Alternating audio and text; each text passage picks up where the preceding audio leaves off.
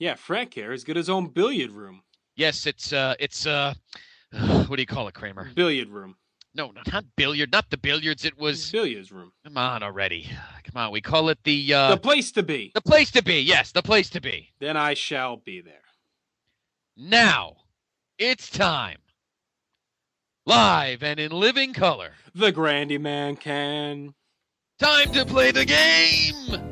Well, you always left me satisfied and smiling, so... That's what she said. Why do I want this? I want to make bank, bro. I want to get ass. I want to drive a Range Rover. Place to be Nation, Scott Criscola and Justin Rosero. This is the Place to Be Podcast. Very nice, Mr. Crisbola. Oh, I'm sorry, Dennis. Isn't that what I just said? What is wrong with you? Is it the Pelicans? I didn't know it was the Pelicans. Oh, I know nothing about the Pelicans. Yes. I work during the fucking day, okay? And so then I'm doing this, and then he touches me, and I swear to this is going to sound, this is probably one of those you want to pull off the audio for your promo. He touches me with his voodoo stick. Until you fancy to make a decision, Scott's stuck twisting in the wind, a pawn in your sick, cruel game of vacation domination. I don't know what the fuck the Department of Health is. I think this whole thing's a load of horseshit, Matt. To do worse than Josh Richard.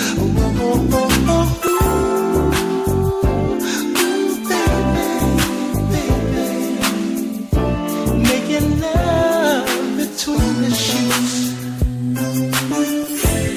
Oh, girl, let me hold you tight. And you know, I'll make you feel alright.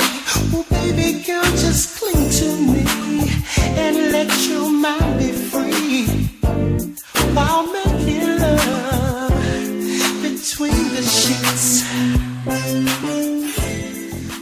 Place to Be Nation, what it is. We are back here with another great episode of the one and only Place to Be podcast, coming at you deep inside the PTB Man Cave. I am your co-host, Justin Rosero. Joining me as this is my PIC, Scott Criscola. Scott, how you doing? Good evening, JR. Good evening, PTB Nation. Welcome to episode 217 of the Place to Be podcast. I had the window open, am I correct? Yeah, I believe so. 217. All right, awesome. 217 of the Place to Be podcast. I hope everyone enjoyed 216. It was not an easy one to do, but I feel like we got a lot of good feedback. So thank you, PTB Nation, for your feedback on that. It was not an easy episode. Back to kind of normal this evening, to a certain extent. We open up, once again, V squared, as we continue on the year 1999. And before we do that, I have a couple pieces of business I want to take care of, Scott. Sure. First off, I wanted to give a shout-out to our boy, one of our long-time listeners, Neil Trauma, got engaged recently, last couple days here. So my man in Scranton. Congratulations, sir. Girlfriend. Yes, he was down at Disney World and proposed. So cool. He will be in the PTB Trivia Tournament, which we'll get to quickly at the end of the show. That's awesome. Awesome. Yes. I just want to say this now, too, because I don't want to forget. There are 3 people out there who signed up, but I'm not friends with you on Facebook, and I'm trying to friend you and find you, and I can't right now, and we need you to join. We set up a separate Facebook page just for trivia. So if you are on Facebook, can you please either friend me or PM me on the message board to let me know, and that is Rob King, Ryan Everett, and Jim Hogan. The 3 of you just need you to reach out to me so I can get you added to the Facebook group, and we have some business to take care of as we set up the trivia round there. So just a couple of pieces of business because I know we'll get rolling and then I'll forget at the end and be all pissed off. So how's it going, Scott? How you doing? It's another good midweek, JR. Temperature, the weather finally in Northeast seems to be getting a little more temperate for this time of the year, which is nice. It's not temperate. It was me chilly weather has passed. Finally getting some good weather for a little summer hoops in your neck of the woods. Yeah, we've been having a couple of good games last 2 weeks. Yes. But seem to be getting your scoring average up after the after the post WrestleMania lull that you went through. That one night, that was an awful game. I could not get it together at all for that game. But Scott, I was not temperate last night, and that is because I had another customer service altercation. PTB Nation, I think eventually we're going to do a separate episode, maybe episode 300.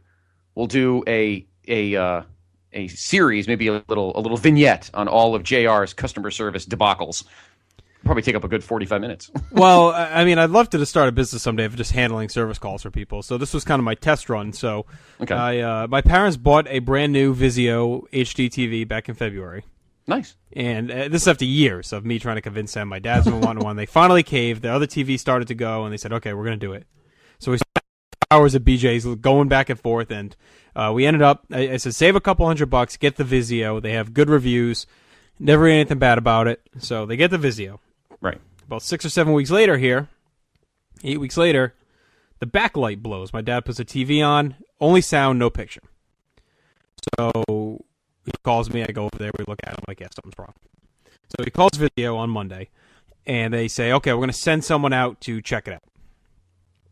They call back later in the day and say, we're misspoke. We can't fix it. It's an unfixable problem. We're going to send you out a brand new TV. I said, oh, that's great. This is better than fixing it. We'll get a new one, and we'll be all set. It's probably a rare occurrence. Last night, around 8 o'clock, my mom gets a call from some dude from Vizio that tells her they were incorrect, and because it's past 30 days, they're going to get a refurbished or repackaged TV. So it would either be one that maybe someone bought and returned immediately without using, or maybe something went and they fixed it. And I didn't like the sound of this. I don't either. Because there's nothing they did. It's something, the TV has only been 8 weeks old, and it died. To me, they should be just replace it with a new one and call it a day. I mean, exactly. I'm sure they have a warehouse full of these things out in California. So I said, all right, Mom, let's call. No, I hadn't had a good service call in a while. I wanted to bring the fire like I did with Cox. So we give a call together. I pretty much swat the first girl away and say, give us a supervisor. So we get to the escalations manager, Josh. Get him on the phone. Explain the situation to him, and he's immediately defensive, Josh. Very defensive. He, as I'm ranting and raving, and I'm basically like, there's no fault of my parents. I'm like, the only thing they did wrong was buying a fucking Vizio. I'm like, they didn't break the TV. The TV they didn't damage it. It just died. 8 weeks old, and it died. And as I'm ranting, he's asking me to, please calm down, please calm down. He's like, and if you listen to me, you'll know that I have the power to do something. Very LaRue-ish. He sounded like, I think that set me off, because he kind of sounded like LaRue. He had a little LaRue tone to his voice. And he said, do you know who I am? Basically, he's like, I have the power to fix this. And I said, well, I didn't realize you were on such a power trip. I said, Josh, please explain to me the power you wield that you can get this all fixed up for me. And he's like, well, I could call the warehouse and try and talk them into sending you a new one. I said, well, that doesn't sound like a great power to me. That sounds like you can just fucking call and beg so you don't get yelled at anymore. So then we veer off into the sidebar about how this even happened. And I said, well, like I said, it was no fault of their own. And he said, well, it's the electronics industry. You can't predict these things. You don't know. That's the risk you take. I said, all right, back up. I said, you put a TV on the shelf that died within 8 weeks, and we're just going to chalk it up to bad luck, and that's the ball game. I said 8 weeks old, and this is where we're at. And he's like, yeah, well, that's just how it is. He's like, did it come out of the box damaged? I said, well, obviously it did, because it fucking died in 8 weeks, so there was something wrong with it. I'm like, how can you just, it doesn't just happen? And he was like adamant that this is just a crapshoot, this whole game. I said, I'd never heard anything like this. I said, when I called and was on hold, the whole hold message kept saying about the great Vizio service and product. I said, it's all lies. I'm on the phone with you, and the service is horrible, and the product sucks. And now you're here trying to tell me you're going to send me an old TV. I said, how can you even guarantee me this one's going to work? And he said, well, this is only a 1 to 3% of these out of the thousands and thousands that we sell. This is an issue of maybe 1 to 3%.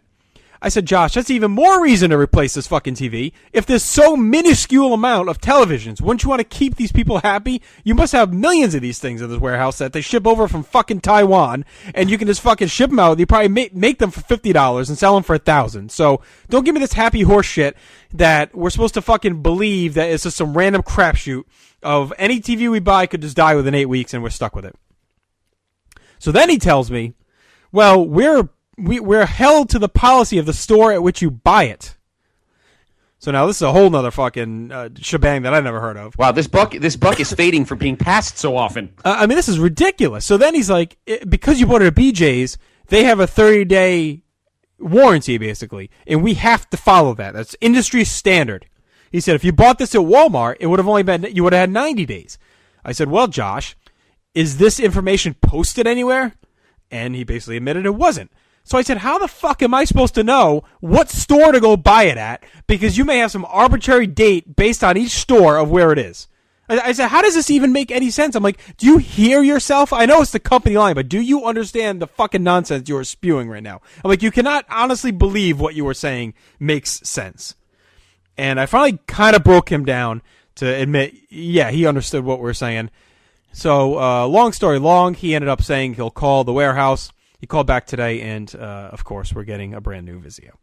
So, this is a lesson to all you kids out there that I've espoused many times on this show. Speak up for yourself. Because a lot of these companies put the screws to you, knowing not a lot of people are going to call.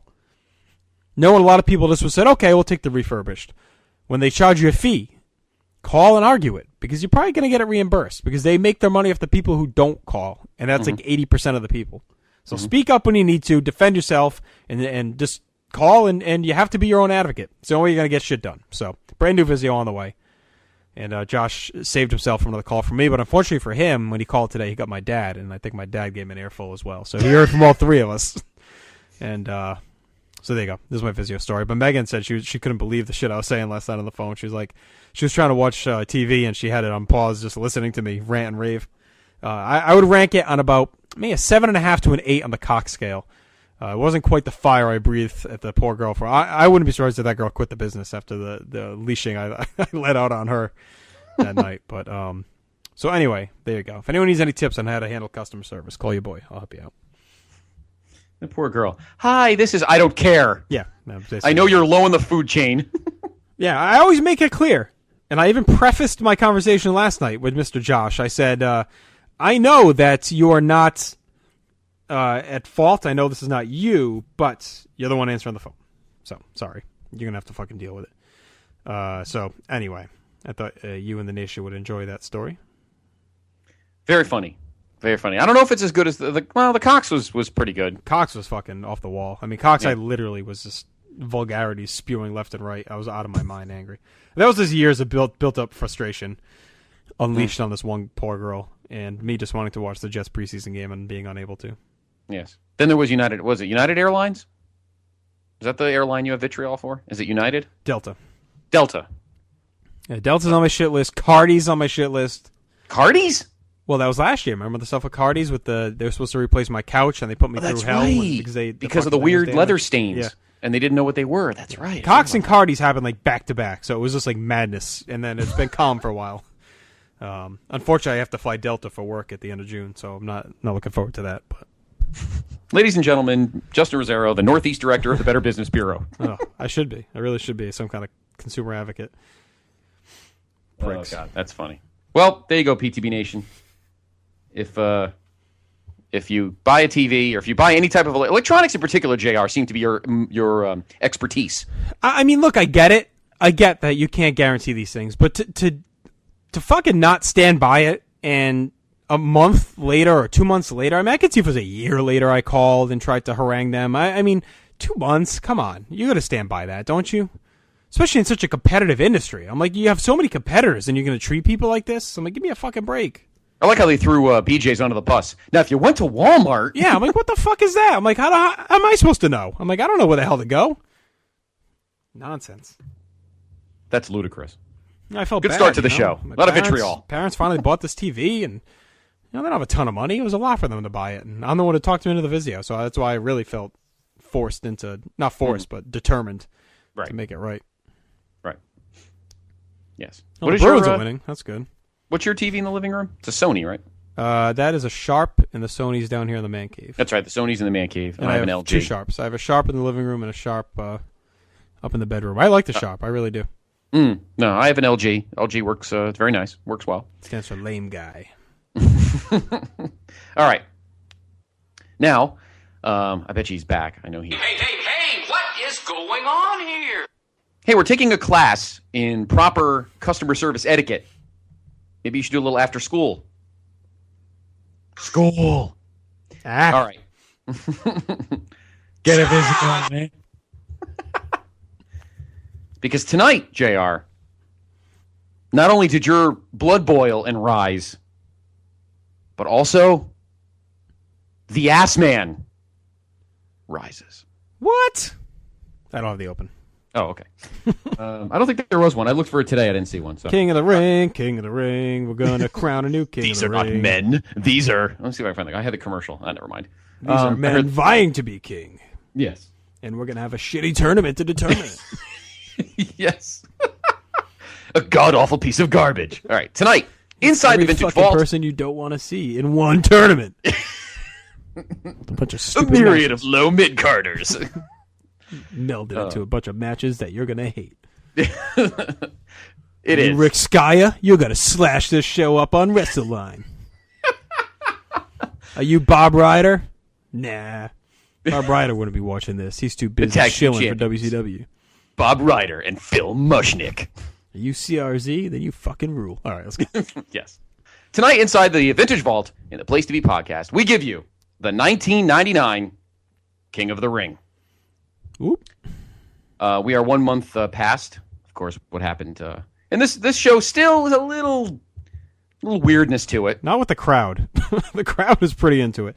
Yes. Well, we're in a hotbed, which we'll get to in a moment, because I find this very fitting. Yes. Where we are tonight. So. And just to talk quickly, so the night after the pay-per-view, obviously we've talked about, they did the Raw's Owen special, so everything kind of got pushed back a couple weeks, and Yep. it really makes me wonder what was planned for that night after, if what was pushed back to 2 weeks later, because remember they were taped and then live again, and the big reveal that we'll talk about, they did not want to do that taped.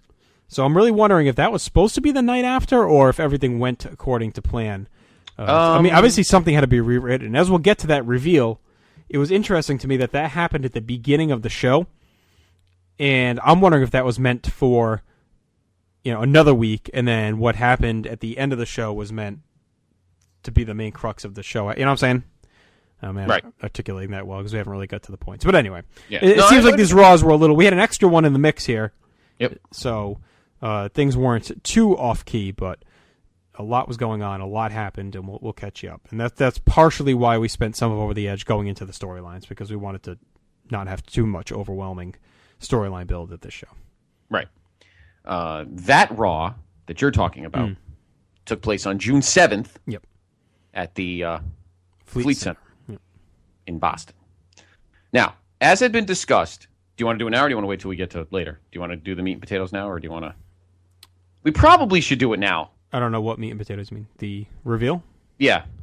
Yeah, fuck it. Let's do it now. Yeah, let's do it now, because this whole show is predicated on it. So, all right, so on the June 7th Raw. Now, it had apparently been hinted by The Undertaker that the corporate ministry, even though Shane was the boss apparently on camera and The Undertaker, there was a higher power that was really calling all the shots. Now, the next night after King of the Ring, of course, was the night after Over the Edge was, of course, the Raw's Owen special. So all the storylines got shoved. So on the June 7th, which I guess would be 2 weeks later, because obviously... Yeah, May 30th kind of ended up being it was taped, and not too much went down that night. They really were amping back up for that big... it was actually May 31st, and they were amping back up for the 6-7 Raw. Right. So in Boston, they had a whole big thing that the higher power would be revealed, the Undertaker would be... And at the end of the week before, the higher power revealed himself to only Steve Austin. Yeah, and he was... At the very end. Yeah, and he was ripping pissed. Yeah. So, all right. So, out came Shane, Midian. No, Shane didn't come out. Came out to the ring, his higher power, then came to the ring with Hood. After the higher power came out, Shane, came out to the ring with Taker. Yeah, but not at first. In the very beginning. Not at first. No, not at first. At the very beginning, he wasn't there because they were teasing that he was the higher power. Right. And it wasn't Shane. Yeah, actually, Vince came out to open the show. Yeah, Vince opened the show, and he went on regarding the identity, cut a big promo. And I like the rumored people, Shawn Michaels, Jake Roberts, who was actually rumored pretty heavily online at the time. And Scott, I don't know if you remember this, but there were rumors that it was going to be Owen. And again, I think it was people that were really just trying to convince themselves that what happened just wasn't true. That would have been sick. Well, this was already after the funeral, so I mean, come on. Yeah. But there were rumors at the time that it was going to be him coming back. and that the whole thing was faked so he could be the higher power, which is just fucked If he up. was think about it though, before we continue, if he was at his best in terms of cleaned up, wouldn't Jake have been an awesome higher power? Oh, no doubt. No doubt. He would have been the guy, Yeah. I think. But there were a lot of rumors, different guys floated around. So Vince came out, challenged his son Shane to a no-holds-barred match for later in the show. So For once, by the way, Savage was not one of them. Right, I know. First For time. once. I think he was actually active at this point. So, Yeah, so. all right. So the corporate ministry all came out. They kind of tease who it is. Shane appears on the stage to prove it wasn't him. They call out Vince. Vince appears on the Titantron and saying he's here to watch. That's as close as he wants to get. So they set up. They tease the big reveal, and the higher power comes out. He's hooded. He removes the hood and reveals. That's right. The big jackass himself, Mr. Vince McMahon. I remember a lot of people being really pissed. And I think a lot of people knew deep down it was going to end up being him. Everything kind of pointed that way, but it made sense and it didn't.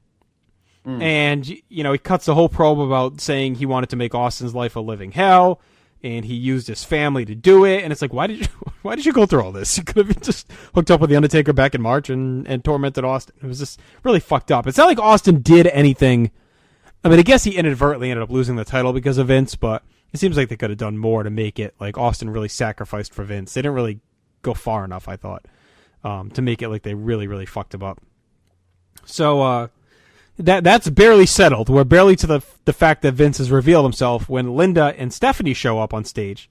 Yes. And reveal to Vince that they have sold or given their shares of the company, because we're told now, all of a sudden out of nowhere, that the family each owns 25% of the company.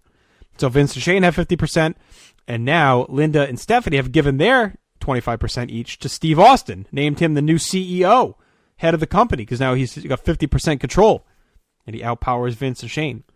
So he comes out, and he is now the new CEO, and he does Crazy pop, by the way. Yeah. Crazy pop. Do you think... Let me ask you this. I mean, obviously this was where they were headed with it, was Austin, the CEO and all this crap. But the way they do it is almost like they sweep the higher power thing out of the way within minutes of it happening. Do you think because they knew it sucked, and that's why they quickly did the Austin thing to kind of capitalize and reset the top? I think so. I think at the time, I think a lot of people knew that were listening to the internet, and I'm sure a lot of guys are there like, Vince, are you sure you want it to be you? Because this might not go over very well. You've seen the names, and he's like, typical Vince. You're much better at it than I am. No, I think it was supposed to be Vince all along, but I think as they moved forward, they realized it was going to suck, and that's why they capitalized. Not suck, but piss people off. Yeah, it was not going to be as crazy and great as people thought, right? I think that's why they swapped or moved on very, very quickly. I was disappointed because I was actually getting into the Vince face thing with him and Austin being aligned, and I was too, actually. Yeah, me too. It was a nice break. I'm like, do we really have to go right back to Austin McMahon again? I also like Shane as the lead guy. I thought he had really taken to the role as being the smarmy little prick leader, and I liked him as being the main guy in charge of the corporate ministry. I didn't mind the merger. I was fine with that. But I like too, because we've talked about in the last two vaults that was not counting the last. Yeah. The two before that, Mania and Backlash, that two heel factions feuding at the same time at that point was just a little weird. It was kind of, messing with the fans' heads a little bit. So I think the merger needed to happen. I had no problem with that. And Shane running it made it make perfect sense. So. Yeah, the whole thing made sense until the reveal. I mean, I don't know if they should have just not done the higher power, or I'm trying to think of who would have been better and realistic. I mean, I know we said Jake, but there had to be someone out there that could have worked in that role that could have been okay. Was floating around. Flair was back signed. You could have like Raven. There were rumors that he may come because he was trying to get out of his contract in WCW at the time. I think it was a little bit longer before he got out. How about DiBiase? He was WCW at the time? I think he was still there. Was he 99? Anyway, they could have found somebody. Right. Anything, or just not done the higher power piece of it. He was just clean, which you would see in both Beyond the Mat and that Heroes of Wrestling garbage pay-per-view later in the year. He wasn't. Far from so he wouldn't have been a good idea anyway. So Austin comes out. He's got the red power tie, and he also has the power finger. And he dicked around everybody. He ripped everybody. Did Austin things. So why don't we save the last week till we get to the main event, because that's only directly leads to that match. What the Austin part? Yeah, it is all the. I think we just wanted to set the stage with the power structure. Now we can get to the match build. When we get there. Well, I was just saying that he offered a bunch of things to everybody. Yeah. Well, we'll get to those in the respective. Okay, that's fine. Okay, let's finally. Well, I guess one person we should mention is Mick Foley, because he's not on the show, and I think we briefly mentioned it over the edge. But 2 weeks after, on that May 31st Raw, he had an altercation with, I forget if he was wrestling Triple H or... No, he was... Oh, yeah, that's right. And he got put through something... Is it the table? Let me see. May 31st, Raw. I know he interfered. He helped when... well, we talked about it over the edge when Triple H jumped Rock during Rock's interview, and Foley went to help him on the... let's see. It might have actually been the 6-7 one. Let me see. No, because Steve mentions Foley. Oh, that's right. Yeah, that he's hurt. So I don't know. I don't see it on Graham. Right, yeah. 531.99. Triple H beat him in a no DQ false count anywhere. He hit him in the knee with a sledgehammer. So that was it. Yeah. Yeah, and he beat his knee up, and Rock made the save eventually. But Mankind was stretchered out, and we don't see him again until August. So he needed that much needed time off to rest his body. I mean, he's another guy who's really become strong. God, since he came in '96, right? He's never really taken any time off. No, not really. And he's been through some hellacious wars. I mean, yeah. I mean, he had some weeks where he just cut promos. Right, but he's been on the road and doing everything else. I mean, he hasn't stopped. So right. Incidentally, just based on Graham's site, thehistoryofwwe.com, that following weekend, May 27th, 28th, and 29th, there were shows slated for the Arena in Winnipeg, Cobb's Coliseum in Hamilton, and the Molson Center in Montreal. All three of them were canceled out of respect for Owen. Mm-hmm. So, and on another note, another thing that was that I want to bring up because we've talked about her the last couple shows. Sable filed a $110 million lawsuit against the company on June 3rd of that year. So, and just to clarify too, because I misspoke. When I said the title was vacant, Deborah actually won it when Shawn Michaels reversed some kind of, I forget what the hell he did. I read it today. It was actually I was doing some research, and it was a evening gown match or something. Okay, some type of clothing match. Yep. And technically, Sable had originally won, but then Shawn reversed it because Deborah had less clothes on or something like that. Yeah, it was May 10th. It was May 10th it happened, and that was Sable's last appearance. Yep. And then she would leave, and that was the infamous when Michaels told Bass to step off, mister. Yeah, I forgot about that. And on June 3rd, she sued the company for $110 million. Why? Because you're a bitch? I mean, really. Okay. And then, like an idiot, she showed up in the crowd on Nitro, and everyone thought she was going to fuck her lawsuit up. Yeah. Well, that's because she's a dumbass. Probably here to listen to her husband. Okay. Let's finally get in. June 27th, 1999, live from the Greensboro Coliseum in Greensboro, North Carolina. Now, JR, how far out do you think they book pay-per-views? 6 months? 8 months, probably? At this time, they were still kind of, it seemed, planning ahead as far as arenas go. Now, this is the second consecutive year that they dipped into, AKA WCW country. Because remember, the previous year at Unforgiven 98 was in Charlotte. Now they're pretty much in the true hotbed. So this pretty much, to me, this proves that the WWF is ready to just take over. They were fully confident in the company, guns blazing. They didn't give a shit. I mean, we're going right into the wheelhouse now. Well, I think part of it too is that WCW pretty much abandoned. I mean, Greensboro wasn't really a WCW hotbed anymore by any stretch of the imagination. True. I think by 97-ish was really the last vestige of them going there on a regular basis. I think 96 and 97 they went there for a few shows. I think Atlanta by 98 had really been positioned as the main WCW home. They went to Nashville a lot too. Yeah. Yeah, well, there were a few places. They went to D.C., Chicago. Yeah, but I mean, the United Center became one of their main buildings. But I think Atlanta was always the major because you had the dome shows and all that. So I think by 98, it really was Atlanta was the focus more than Greensboro. So, I mean, it's still a salvo fired, but I don't think it's like a huge deal. Like, I don't think WCW was pissed off or anything that they went to Greensboro. I mean, it's just, those days are just long gone. Right, exactly. But I mean, again, I mean, they're taking over all the. Whatever was left down there, and they made and this crowd is incredible, 20,108. So awesome buy rate, 1.13, and your announcers as usual, good old JR Jim Ross and Jerry the King Lawler. And I think it shows too that no matter what the media backlash was, and some fans and Bob Ryder, that a lot of the momentum wasn't really hurt. I don't know if it's a good or bad thing to say, but by Owen. I mean, the momentum maybe a week or two really lagged, and then they were right back at it, and the product was just so red hot that a lot of people just stuck with it. I mean, the buy rates, the attendance, the money does not taper off at all for a while. No, it doesn't. And 1999 continues to be red hot. And so probably because it was a month, and they had the couple weeks, and I think No, but I think it was within a week they were right.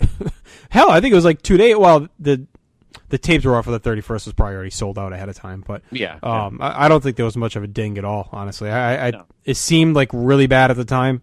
Like you thought, okay, they're going to be in serious shit, but they didn't. I don't think it really affected them at all business-wise. No. Obviously they had those weekends that weekend following the three shows in Canada. But that had nothing to do with demand. I think they just did it to... No, they did it out of respect. That was smart to do that. Yeah, I don't think it had anything to do with no demand of the tickets. Right. So we got a hot crowd, jam-packed in Greensboro for this show. Little do you realize what they're doing. We coming for you, nigga. No, I don't even think at that point. I think he was still. I don't know if he was involved in singles feuds and had nothing to do with him. So, and I don't think he would have said that in Greensboro. Maybe. Who knows? We have one dark match, which we won't mention because it involves a future. Well, we can mention one of them because we mentioned him briefly already, and that was Meat, which is Sean Stasiak. He won a dark match against somebody. We won't mention that somebody for a few months. 4 matches on Sunday Night Heat, JR. 4. These Heats are red hot, huh? Wow. Just continuing to scorch with matches and info. What were our Heat matches? All right, well, the Hardy Boys wrestled Edge and Christian to a no contest. This was to determine a new team, I believe it's supposed to be the next night, to earn a tag team title shot. Mm-hmm. And because they went to no contest, they ended up rescheduling the match for later in the show. Mideon and Viscera beat the Big Boss Man in a handicap match. Prince Albert defeated Val Venus. We'll get to Albert soon. Mm-hmm. And Ken Shamrock defeated Shane McMahon by disqualification, but then he got the shit kicked out of him, if I am correct. And then he was kind of dinged up heading into his match. Right. Okay. Now, we'll talk about the tournament. Or as Jesse says at WrestleMania 4, it's all about one thing, the tournament. This bracket is just not good. Well, let me say this. I think it could have been, and when you look at the guys in it, it makes sense who they have in there when you think of the major feud going on in the promotion at this point. The problem is they don't really seem to book it in that direction. True. And we're also back to 8 men after the last 3 years, being only 4 on the pay-per-view. Yes, that we're is back true. to 8 on the pay-per-view. So I remember being excited for that. Yes. Here were the participants, and then we'll break it down as we get to each pay-per-view match. The 8 first-round matches, all on free TV. Well, obviously all on Raw. It was the only show at the time. Billy Gunn, Viscera, Ken Shamrock, Jeff Jarrett, Droz. I haven't heard about him in a while. The Big Show, Test, Kane, Road Dogg, The Godfather, Chyna, who becomes the first woman ever to be in a King of the Ring tournament, and we'll explain why she's there a little bit later on. Val Venus. Rhymes with penis. Yes. Al Snow, Hardcore Holly, The Big Boss Man, and X-Pac. Will you stop? My apologies, Mr. President. You know, what's interesting is if you look at the qualifying matches now, and those are the men you just ran down, and woman, 16, not one qualifying match went longer than 3 minutes and 5 seconds, and most were within under 2 minutes and 2.5 minutes. Yes, yeah. And now the first round, the qualifiers actually took place on Heat for this, so none of these were actually even on Raw. They all took place on Heat. Okay. Wow. It's pretty bad. So, well, Heat was still kind of big. I mean, they were pumping it. Well, yeah, I guess it wasn't bad.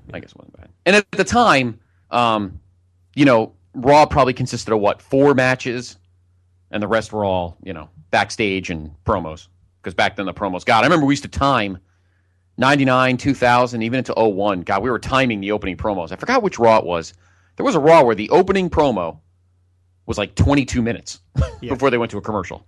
9:22. Yeah, there was one Raw. I think it was the June 7th had like 20 minutes of wrestling or something like that. Yeah. Ridiculous. Yeah, it was great. Well, the higher power piece was literally half an hour. Yeah.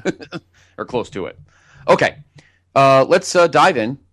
The bottom of the bracket, we'll start with X-Pac takes on Hardcore Holly.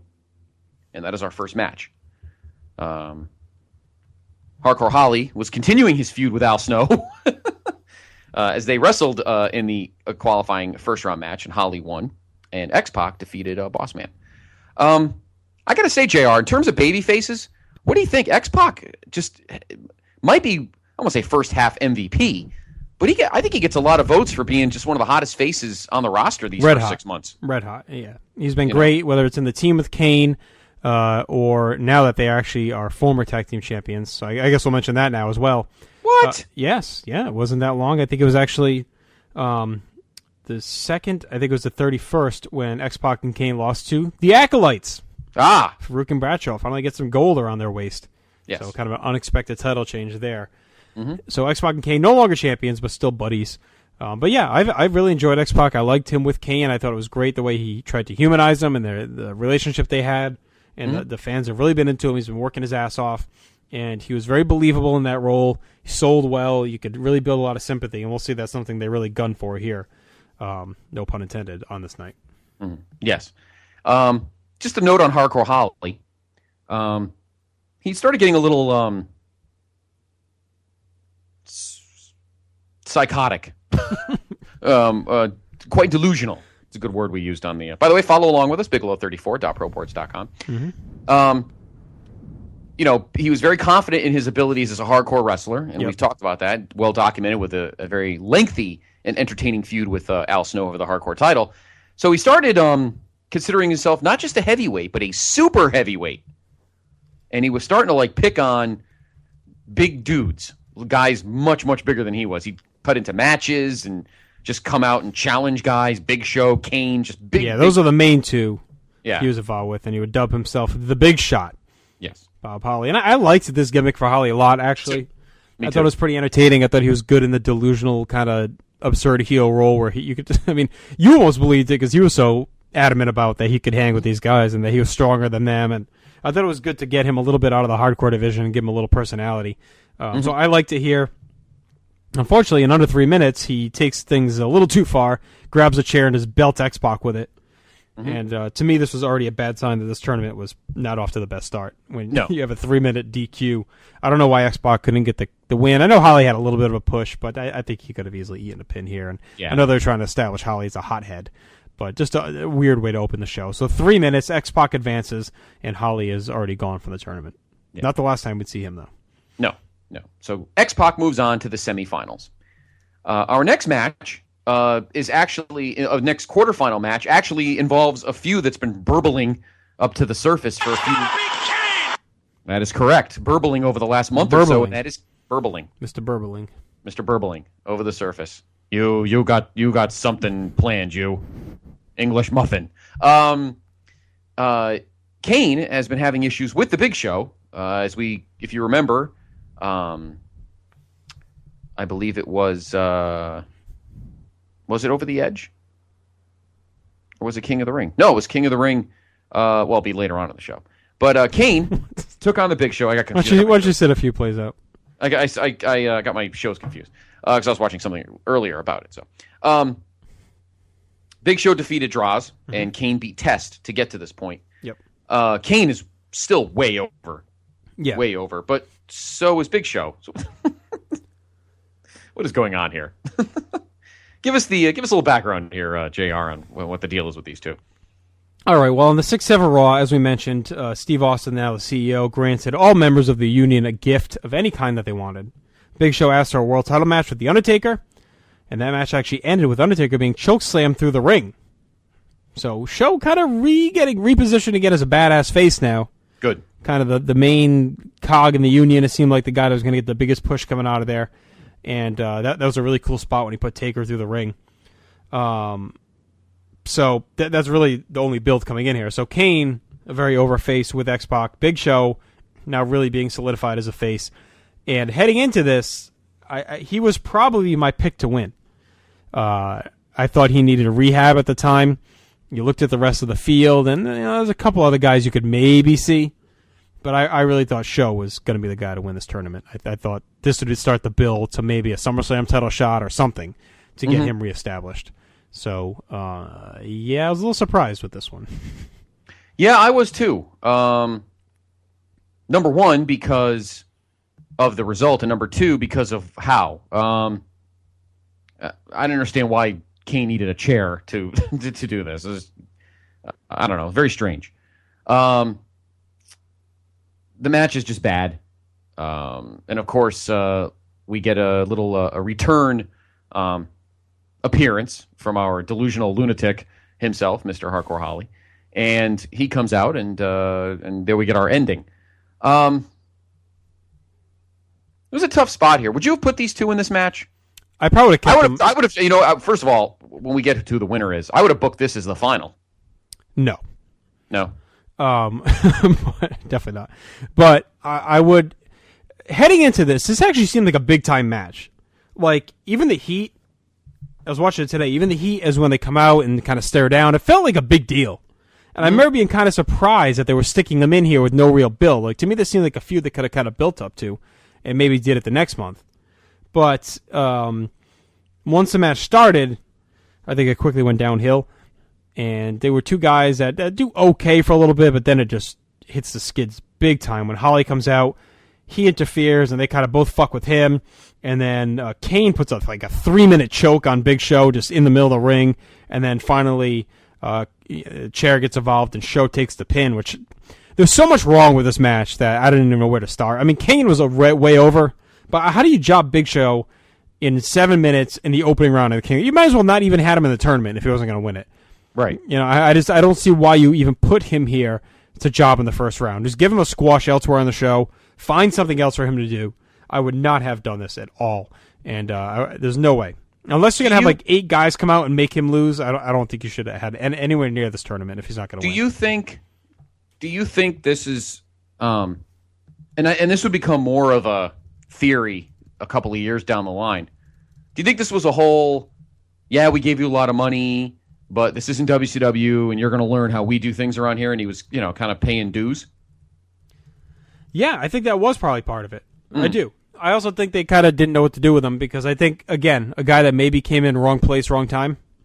I think he came in at a time where they had so many other hot guys. I think, looking at how the year goes, and obviously you couldn't have known this, he would have been better served coming in like October. I think the fact that he came in when he did, where Rock was getting hot, they were trying to push Triple H, Austin, and Undertaker, they had the higher power thing going on. There really wasn't a place for Show.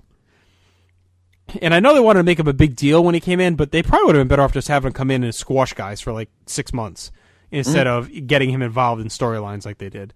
So I think they got lost a little bit in the way they were trying to book him, but there was probably some of that bullshit paying dues nonsense too. I'm sure there was some resentment in the locker room for his 10-year contract and everything else. But he was a big signing at the time, and I think they were trying to, justify it. They just didn't really go about it right. Yeah, I agree. I think he wasn't needed, involving the corporation and the whole feud with Austin leading up to WrestleMania 15. I don't think it wasn't needed. Right. And then he makes a huge debut and he looks like a jackass like 4 minutes later. Yep. So it made no sense whatsoever. In any event, Kane moves on to the semifinals. He beats the Big Show in 6.5 minutes. With Big Show is coming in February as a heel. Immediately cost his boss a major, major match, so he looks stupid. Jobs to Steve Austin on Raw. Yeah, that I never got. Goes to WrestleMania, gets a double DQ in a match that no one cared about. Hastily turns face. Has a boiler room brawl with Mankind that he loses. Mankind that's been ice cold and is on a hobbled knee. He loses that fucking match. Goes to, then he turns face officially. Joins a stable of 4 other guys. Comes in here, loses in the first round of King of the Ring. I mean, he's just going nowhere. It's really been a fucking mess, and I want to really chronicle this as we go. I know we always say we're going to do these things, and we kind of forget, but this is one I really want to focus on as we move along. No, this has gotten it definitely has gotten very strange, and it's a shame. Guy's a great talent. I mean, he had some 4 years in in WCW. He shouldn't be treated like this. I'm not saying he should have gone over other guys, but he's a big dude. I mean, don't put him in here if you're not going to push it. If he's not going to win it, you shouldn't have him jobbing in the first round. To me, the mystique is going, and they were kind of finally on the way back to rehabbing him with the face turn and the having him kill Undertaker in that spot where he threw him through the ring and all this other stuff, and he started to look like a monster again.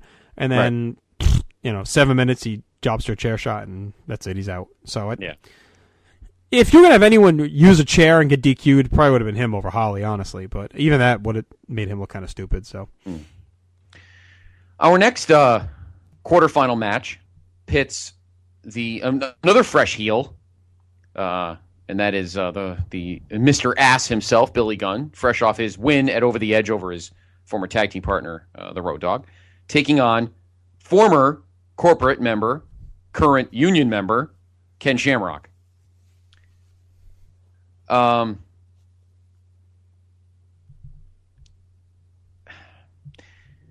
This was an interesting combination. I don't do any tricks. What if he won the King of the Ring? He already has my heart. That is true. He's the king of Sizzlers coupons. So this Shamrock is basically back to being a face full on here. Pissed off. Now he's really pissed off. Before he was helping Vince. Now he's fucking livid at Vince because Vince made him look stupid. So he's actually been feuding with Vince leading into the show. They had a match inside a lion's den and all this other shenanigans, and Vince hit him with a chain and beat him up with a chain. So he's kind of at odds with the corporation and the corporate ministry. In other news, DX has hit the skids as well. Billy Gunn turned... Oh, no, we already talked about that. Yeah, Billy Gunn had turned on Road Dogg, leading into Over the Edge, and now had really taken on a whole new persona. The name Billy Gunn was kind of phased out. He was now known as simply Mr. Ass. Had new theme music, The Ass Man. Had new ass-based tights. Everything was about asses with this guy. Very into asses. Yep. So on 6/21, there was a 6-man tag with Road Dogg, X-Pac, and Kane against the Acolytes and Billy Gunn. X-Pac had a crazy idea and challenged the Acolytes to put up their belts in the match despite it being a 6-man. Much to the chagrin of the Acolytes, Billy accepted and ended up getting the winning pin. After the match, Billy snuck out of the ring, took one of the tag titles with him, and began to proclaim himself as one half of the champions. So he shows up here with the tag belt in tow, but would lose it back to Bradshaw the next night when X-Pac got involved.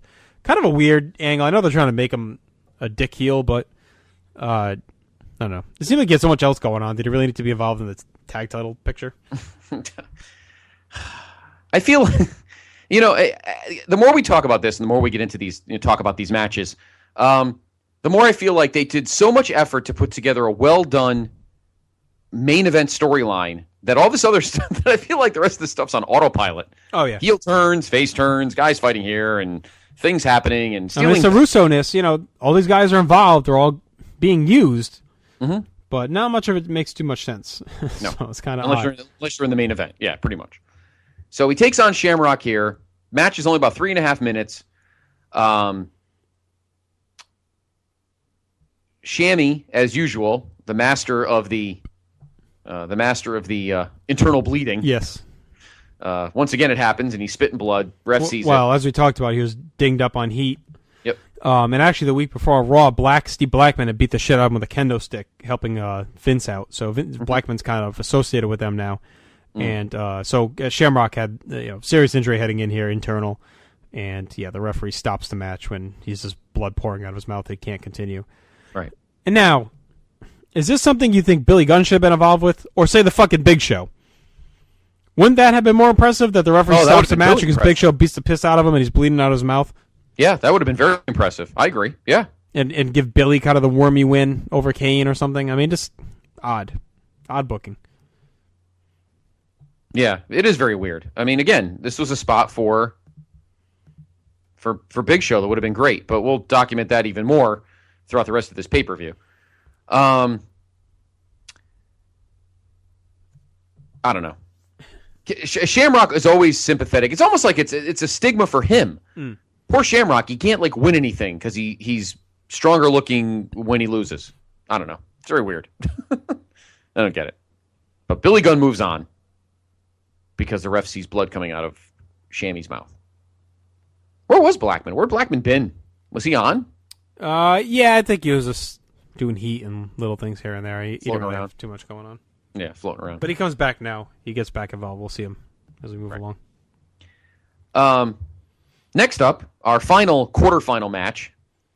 For two former, I guess, DX running buddies, as the Road Dogg, after losing to his former tag team partner at Over the Edge, taking on Chyna, who was given this spot by her boy, the game Triple H. But I just jumped. Did he say job? Oh, he said jump. He gave it to her. You mean he helped her qualify, or he gave her? He gave her the spot. Power? No, he gave her the spot. I think it was on. Let me see. Is it in the? Let me see. Because I know she defeated Val in the qualifier. Yeah. I read it somewhere. Triple H was originally supposed to compete in the tournament, but he wanted to compete for the title instead, so he gave his spot to Chyna. Okay, and she won the qualifier. That's how it's worded. So, but she did win a qualifying match. She beat Val Venus. And now this whole what? Rhymes with penis. Right. This whole tournament very DX centric. Outside of Holly and Big Show, everyone else is like DX ties. I factor Kane in with that now because he's been with X-Pac and feuded with these other guys. Right. You got Road Dogg, Chyna, Billy, and Shamrock too. I guess wasn't really. Remember there were rumors that Kane was going to come out and the red was going to be replaced by green. Yes, that was a big rumor. There were even rumors that there was a figure made of it with him with the green and black. That would have been awesome. Yeah, would have been pretty cool. Yeah, they should have done it once. Yeah, why not? So yeah, very DX centric, and that seemed to be at the heart of this tournament. So I thought it was a little questionable that they had Chyna and Dogg here. They could have really had Chyna win maybe her match and gone with all four DX people in the final four or something like that. But I guess Kane basically is DX at this point involved. So Shawn Michaels was actually balking at appearing at this show. He's the commissioner at the time, don't forget. Yep. He'd been on Raw still off and on, and actually quite a bit, I think, leading into the show. Considering he plays quite a big role in the show. But the San Antonio Spurs, his favorite basketball team, were playing the New York Knicks in the NBA Finals, and Game 6 was scheduled for the night of the show. And he said he was going to attend the game in San Antonio come hell or high water, because the Spurs had never won the championship, and he wanted to be there to witness it. Luckily for Vince and the WWF fans, the Knicks were not very good that year, despite making the finals. And they were the 8th. Yes, and the Spurs, and that was the shortened year.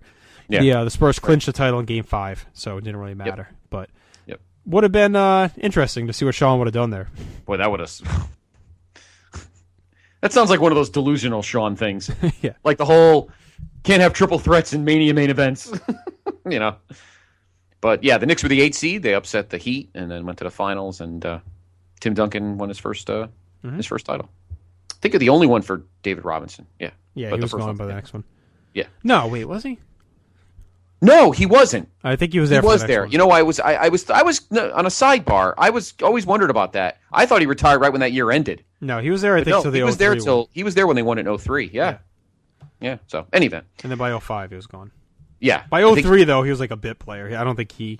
No, he came off the bench. They weren't playing on the same. They weren't on the starting five together. Duncan was the unquestionable starting. Yeah, he retired in 03. Yeah.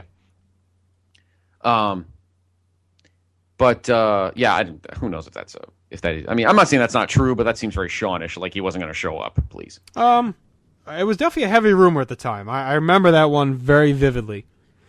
That he was balking at it because I remember taking added interest in Game 5 to see if the Knicks would fold and the Spurs would clinch it and not have to worry about it. I remember that one really making the internet rounds.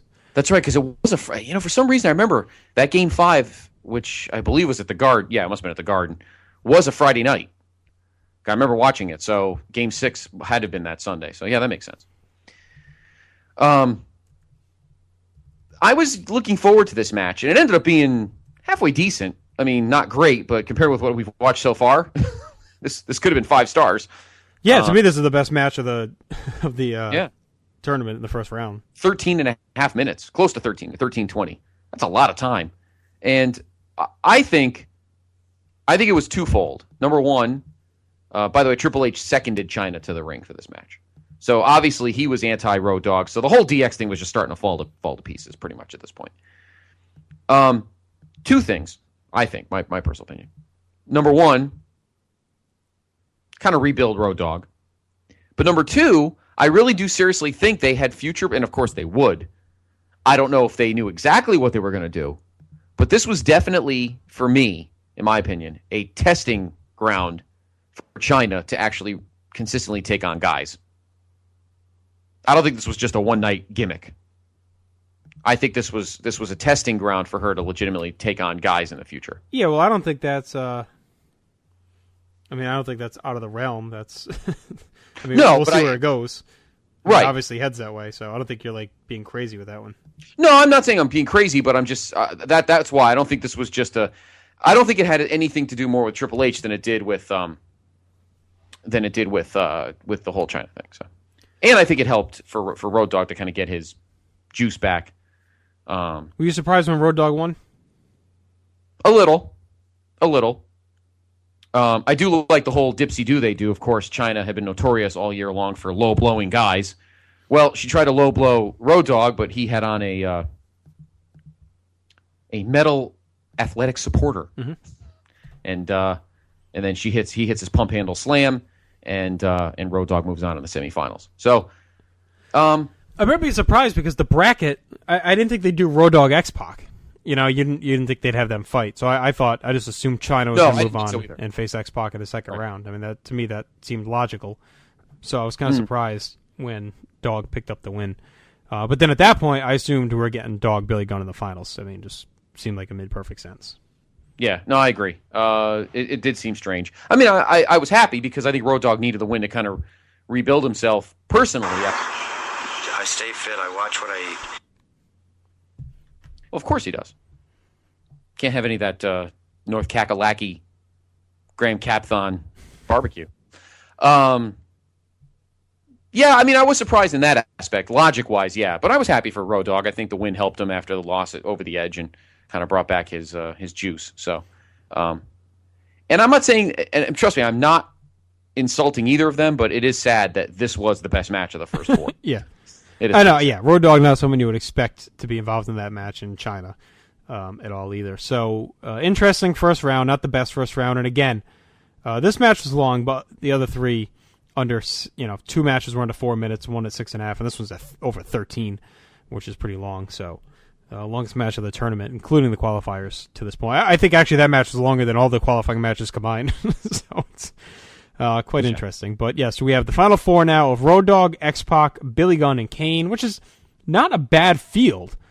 No. It's just the way they booked the tournament. It's just Russo booking. It just is. I mean, the matches are all quick, except for the main ones. And when you're buzzing through matches like this, it's just hard to make them feel like any level of importance.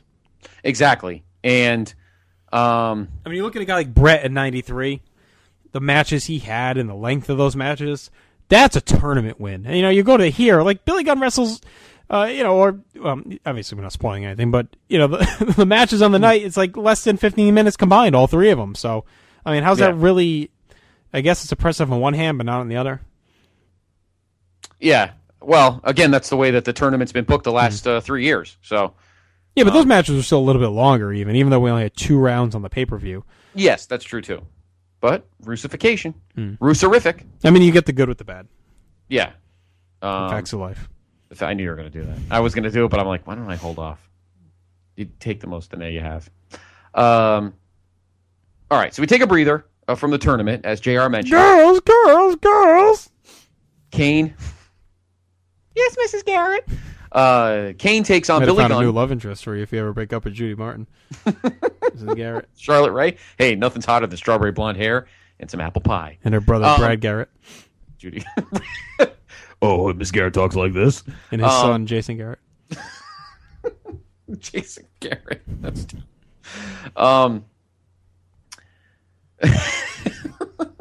Now I have Charlotte Ray in my head for the rest of this fucking show. Of course you do. On your walls, too. And your she cooks better than Judy. Judy's a hag. All right, so X-Pac will take on Road Dogg, as JR mentioned, and Kane will take on Billy Gunn. All right. Because I never know when my next match is going to be. I think he's dating Judy Martin. I think they're having a thing. She likes the trampoline. And I think she likes the Sizzler. Okay, next up, we leave the tournament for the time being and go to a match that JR mentioned earlier was on Heat, but then kind of a whole schmoz thing went down, and they are wrestling here. And it would be the beginning, JR, of one of the most iconic tag team feuds of the last 15 years. Looking for?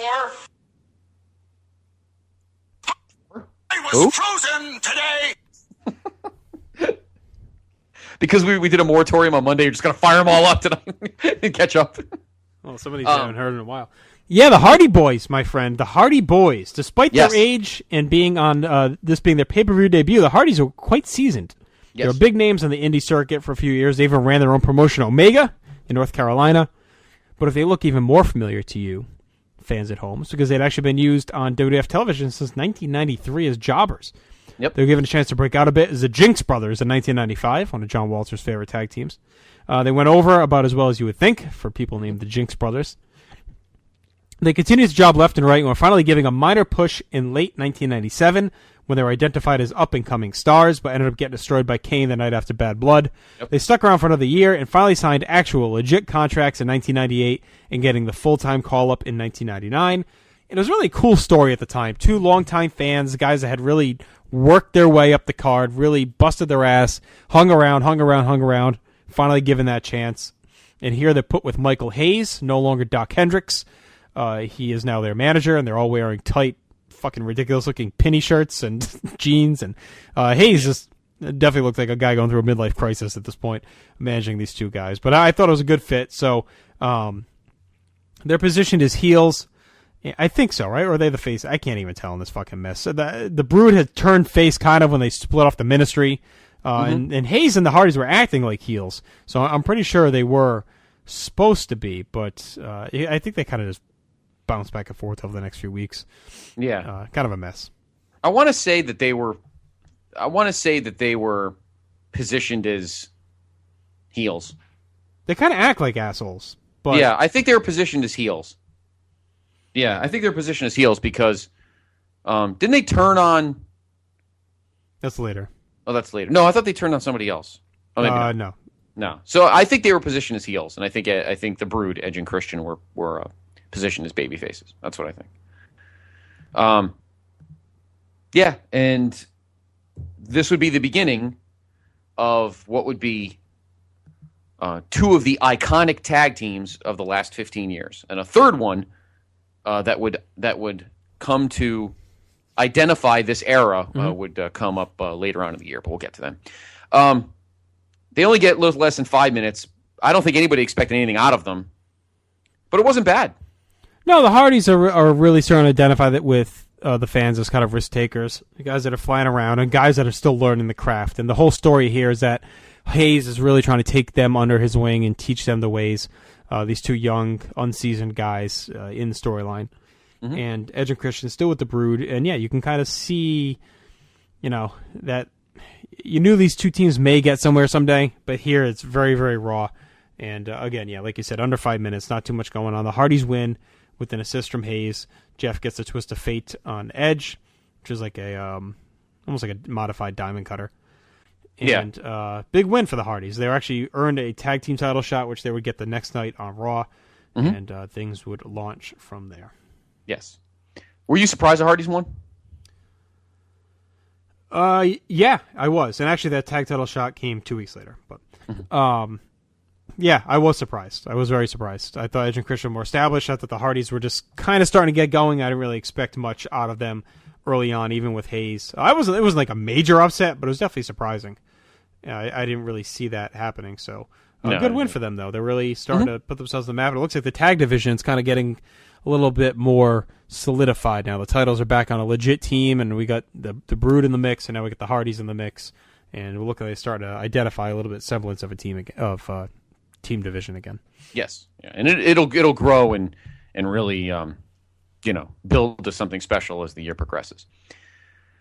Now we get a break in the not a break, but we get a moment. Mr. McMahon, and I actually just wanted to clarify too. You were right. That game was on the Friday night. The Spurs actually won by 1 point, 78-77.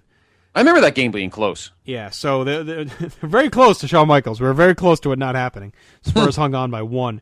The only game the Knicks won was Game 3. They won by 8, and then from there they lost out. So. Yeah, again, the Knicks were the 8 seed, and they stunned They beat Miami in 5. Miami. It was Miami. Yep. Which was the max back then. They swept the Hawks, who were... What the hell were on the Hawks in 99? That was, I think they were... Mookie that was like Blaylock? the end... I think it was the end of their little run. Remember they had like a 3 or 4 year stretch where there was one year they finished first overall and lost to the Heat. Yeah. Is that Mookie? Was that Mookie Blaylock, probably? It was, Steve Smith, Mookie Blaylock, Dikembe, Grant Long, yeah. Alan Henderson, Tyrone Corbin, LaFonso Ellis, Oh, God. Shamond Williams. Oh, Shamon Williams. And bum from North Carolina. And then in the conference finals, they beat Indiana? Orlando? No. Yeah. The Knicks beat Indiana, yep. Indiana, okay. And then the next year, of course, the Pacers would make it to the finals. And the Spurs were just ready to explode. So, I mean, they were like the one-player short team all through the 90s. And then, obviously, that player came in 97. And the Hawks actually had beaten the Pistons in 5 in the first round. Lost to the Knicks. Trying to remember who were the... I guess there was one year the Spurs were really bad because, I mean, if they were a consistent playoff team, how good a pick could they have had to get Tim Duncan? They got lucky. That was the year the Celtics tanked, and the Spurs jumped up and won the lottery. Oh. And the Celtics ended up with like the 5th pick. They never did that right. The year they had the worst record, they didn't even get the pick for either Odin or Well, they should have gotten the second one, but they lucked out because they probably would have taken Odin. Although rumor is that Ainge loved Durant, so who knows? Yeah. Anyway, it worked out for them. Yeah, we digress. So, yeah, it was a Friday night, I remember, and close game, but Van Gundy's boys just fell a little short, and Spurs won the NBA title. All right. As mentioned, speaking of the NBA playoffs, speaking of the Thunder, they trail as they start the second quarter tonight against the Rockets, looking to finish that series off. I didn't know what happened earlier tonight. The Celtics win? Yes. They did? Oh, my God. Could you imagine? There's some Knicks fans I don't like at work. It would be poetic justice. But in any event, Mr. McMahon comes out after the tag match, says that his son Shane will not be competing in the main event tonight. What? Thus, the match is canceled. Yep. Or maybe not, as Mr. Spur himself comes out. I don't know who would have come out if it was Game 6. To say that he has the final word on what happened. So Vince says he will find, in HBK's words, a suitable replacement for his son. Yeah, my son of a plumber of son. Yeah, so we'll see. You're wondering what the main event is. We'll get to that. All right, back to the tournament. First semifinal, and this was a match that I actually watched today because I found that on YouTube. Yep, taking on Mr. Ass himself, Billy Gunn. Another barn burner. At 5.5 minutes, Big Show interjects and leads to a loss by Kane. He hits him with a chair. Billy Gunn gets the fame asser. Gets the win. Yes. After this match, though, do you think the bookers were getting the feeling, oh, shit? No, I think they're sticking with the plan, but yeah. I mean, look, I'll never fault them for this push. Because I think they had, we talked about this last month, I think they had to take the shot that maybe this guy could become a heel star. I think they had to roll the dice. Because you just never know. Yeah. He had the look, he had somewhat of the goods, he Yeah. was hot as a face, part of a big tag team. They could always go back to the team. I really don't think it was that bad of an idea to take a shot on this. His promos weren't bad. No, he was okay. I mean, he was missing a little something, but I can't. I mean, with elevating of Triple H, you kind of needed someone to step into his role, and I think, and with The Rock flipping over, they needed another heel, and I think they had a chance to at least give it a shot, and why not? You know, this was the time to do it. It just doesn't work out, but that doesn't mean the process was wrong. I almost feel like they had a dearth of heels at this point because other than Taker, I mean, you had the corporation guys, but main eventers, you pretty much had Taker and now kind of Triple H, I guess. And that's it. I mean, really yeah. Vince is your other main event star, him and Shane. Yeah. Meanwhile, the face side, you have Austin and Rock and Mick to a certain extent, and Big Show and Kane. X-Pac, Kane, yeah. X-Pac. I mean, the face side was loaded. Yeah. And you had Taker, who's, you know, each of his body parts being held together by twine at this point. Foley, whose twine broke on his knee, and he was a mess. So yeah, it had to happen. But I'm just saying that it's now been 2 matches, and it's kind of like, not exactly, Bret or Owen in 93. No. I mean, you can feel the crowd deflating as we move match by match a little bit here. So and they would wake up because we still got a couple of big matches to come, but the tournament itself is just not going well. And that continues here with the next match, the rest of the DX explosion here. Yeah. This is awful. I was actually insulted by this. I mean, we're reaching like superstars levels now. Yeah. Challenge durations. I mean, this is crazy. 307? That's ridiculous. X-Pac and Road Dogg. I was expecting, I mean, I know they were kind of doing the face thing, but I don't know. It really was this shit. No kidding. Sums it up. No kidding, higher power. And what's funny is X-Pac almost blows the interview because in the pre-match interview he actually calls Road Dogg Brian. Yeah, but you know what? I wonder if that was on purpose. Yeah, they were doing that shit all the time at this point. I don't think it was. I don't think he fucked it up. I think he did. I mean, after they called Taker Mark, I think pretty much Hey, Mark, what's up? Hey, Mark. My name is Mark. I'm here to kill you. Get in my casket. No, Mark, don't kill me, please. No, Mark. Taker feuding with Bigelow. No, I gotta get the mail. Hey, everybody get inside. Here comes Mark. He's gonna kill us all. Get my sons inside the house before Mark comes and kills us. Before Mark comes and kills us all. Here comes Mark. Mark the Devil Man. Would that have been his name if he did leave for WCW? Mark the Devil Man? We're gonna get Terry back here to feud with Mark. It'll be a hell of a feud, Terry and Mark. And either of my son. Oh God. Oh Jesus. But the match is just bad. Too short. Mark's facing Dwayne later in the night. Dwayne, and with Mr. Williams. Where are you, Williams? Yeah. Mr. For you, baby, not for someone else.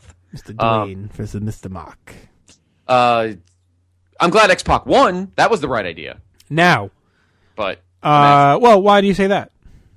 Because he was the hotter face at the moment. You don't think the Outlaws explosion made more sense in the final, though? I thought for sure that's where they were headed with it. Yeah, I mean, well, let's put it this way. If your theory, remember what you said on Monday when we went over the edge, that you thought that this was going to that went too fast. If your theory held true and they didn't wrestle it over the edge, then I think they definitely would have done it. But I think they had the one shot thing, put Gunn over. This seems like you get this far. You have them both in the semis. I don't know.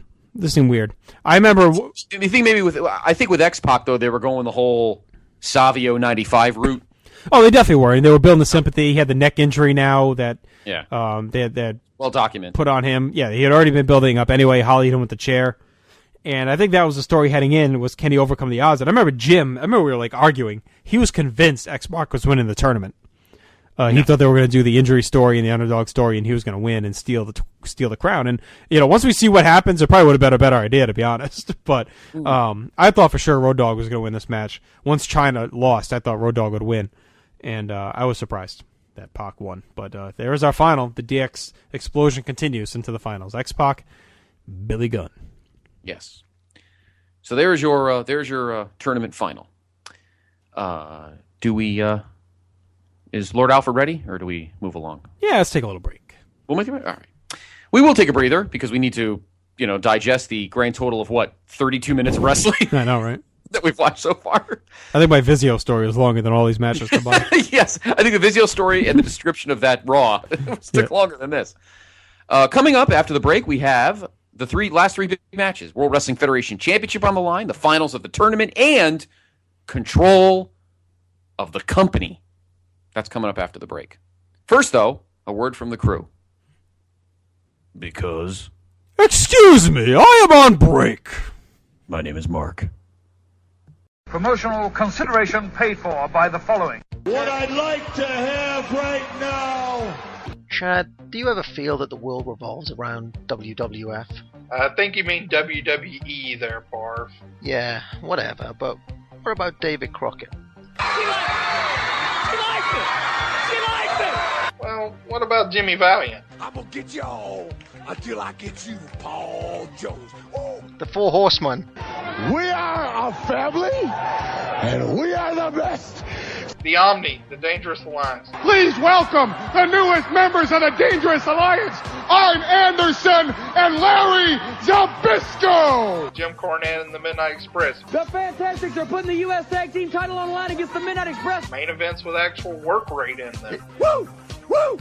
Woo! All right! It's just not fair to Flair. It's not fair for Flair. If this is what you're looking for, please check out Where the Big Boys Play podcast, the only pure NWA and WCW Supercard podcast out there. While you were in Hollywood making movies, Thunder Lips, I was winning world titles.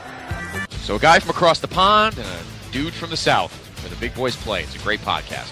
Harv and Chad are awesome. Check them out. Also check out WrestleChat.net, indeed where it's at. Great message board, plenty of topics to browse, the Still Real to Us podcast, and much, much more.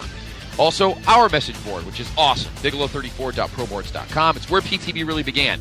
Written reviews and a boatload of them. And PTB Nation, we have you to thank for that. Plus the Territory Wars, a whole lot more. If you want a one-touch spot for our show, you can head there. Also head to Stitcher.com and the Stitcher app for all phones and tablets, and more details on that. Also, our good friend Graham Cawthon, historyofwwe.com, the best research site you will ever find.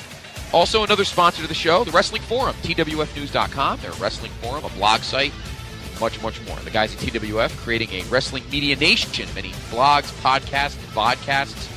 Yours can be included. They're the official forum of WrestleChat.net and the place to be.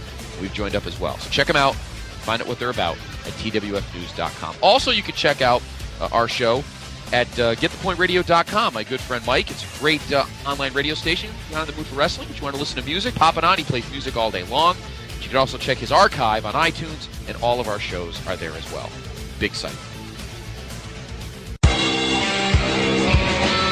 Ladies and gentlemen, this is Christopher Daniels. I'm a national treasure, an idol to millions, and I've got the rear that makes the girls cheer. And you're listening to the Place to Be podcast. Please continue, because I'm great and so are you.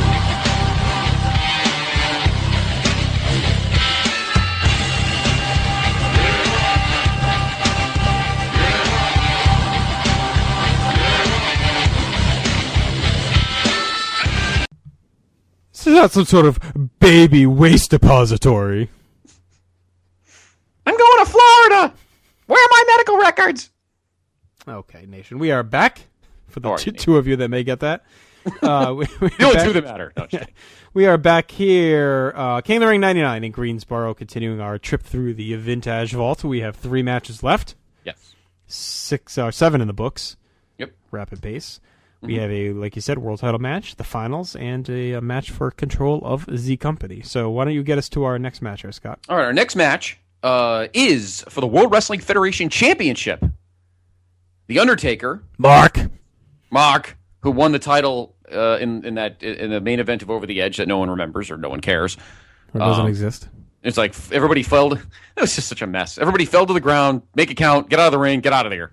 I still don't get why they didn't just. I still don't get why they didn't either cancel the show, but if they had to go on with the show, just have Austin retain in a quick match and then do the title change the next night on Raw, where it could be, or not the next night, the next week, where it can be part of the canon and all that. Just, I know shit was going on. I know it's hard to criticize, but yeah. Well, in any event, I guess we're past that point, and the Undertaker is your champion, and he takes on the number 1 contender. Is not Austin. He has other fish to fry this evening. But the first match for in his brand new clean babyface role for The Rock. He challenged Taker on Raw, flat out, but was forced to take on both Taker and Triple H in a triple threat match.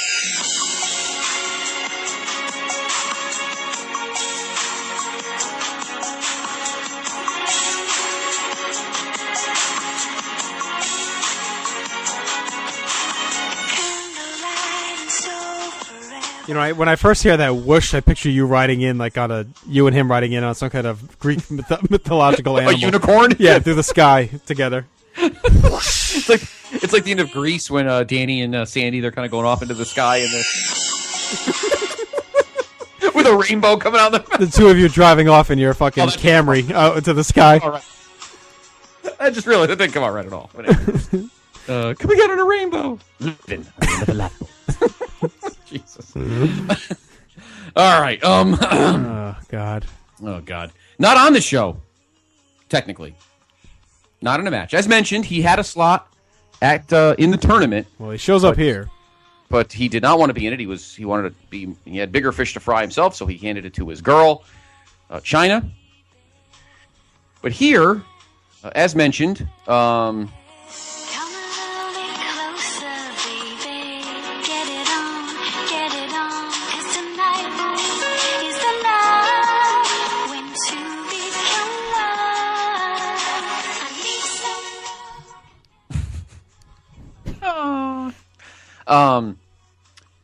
now, what happened in that match was... Get in the back, Criscolo. What happened in this match was China pulled a roadie from In Your House 2.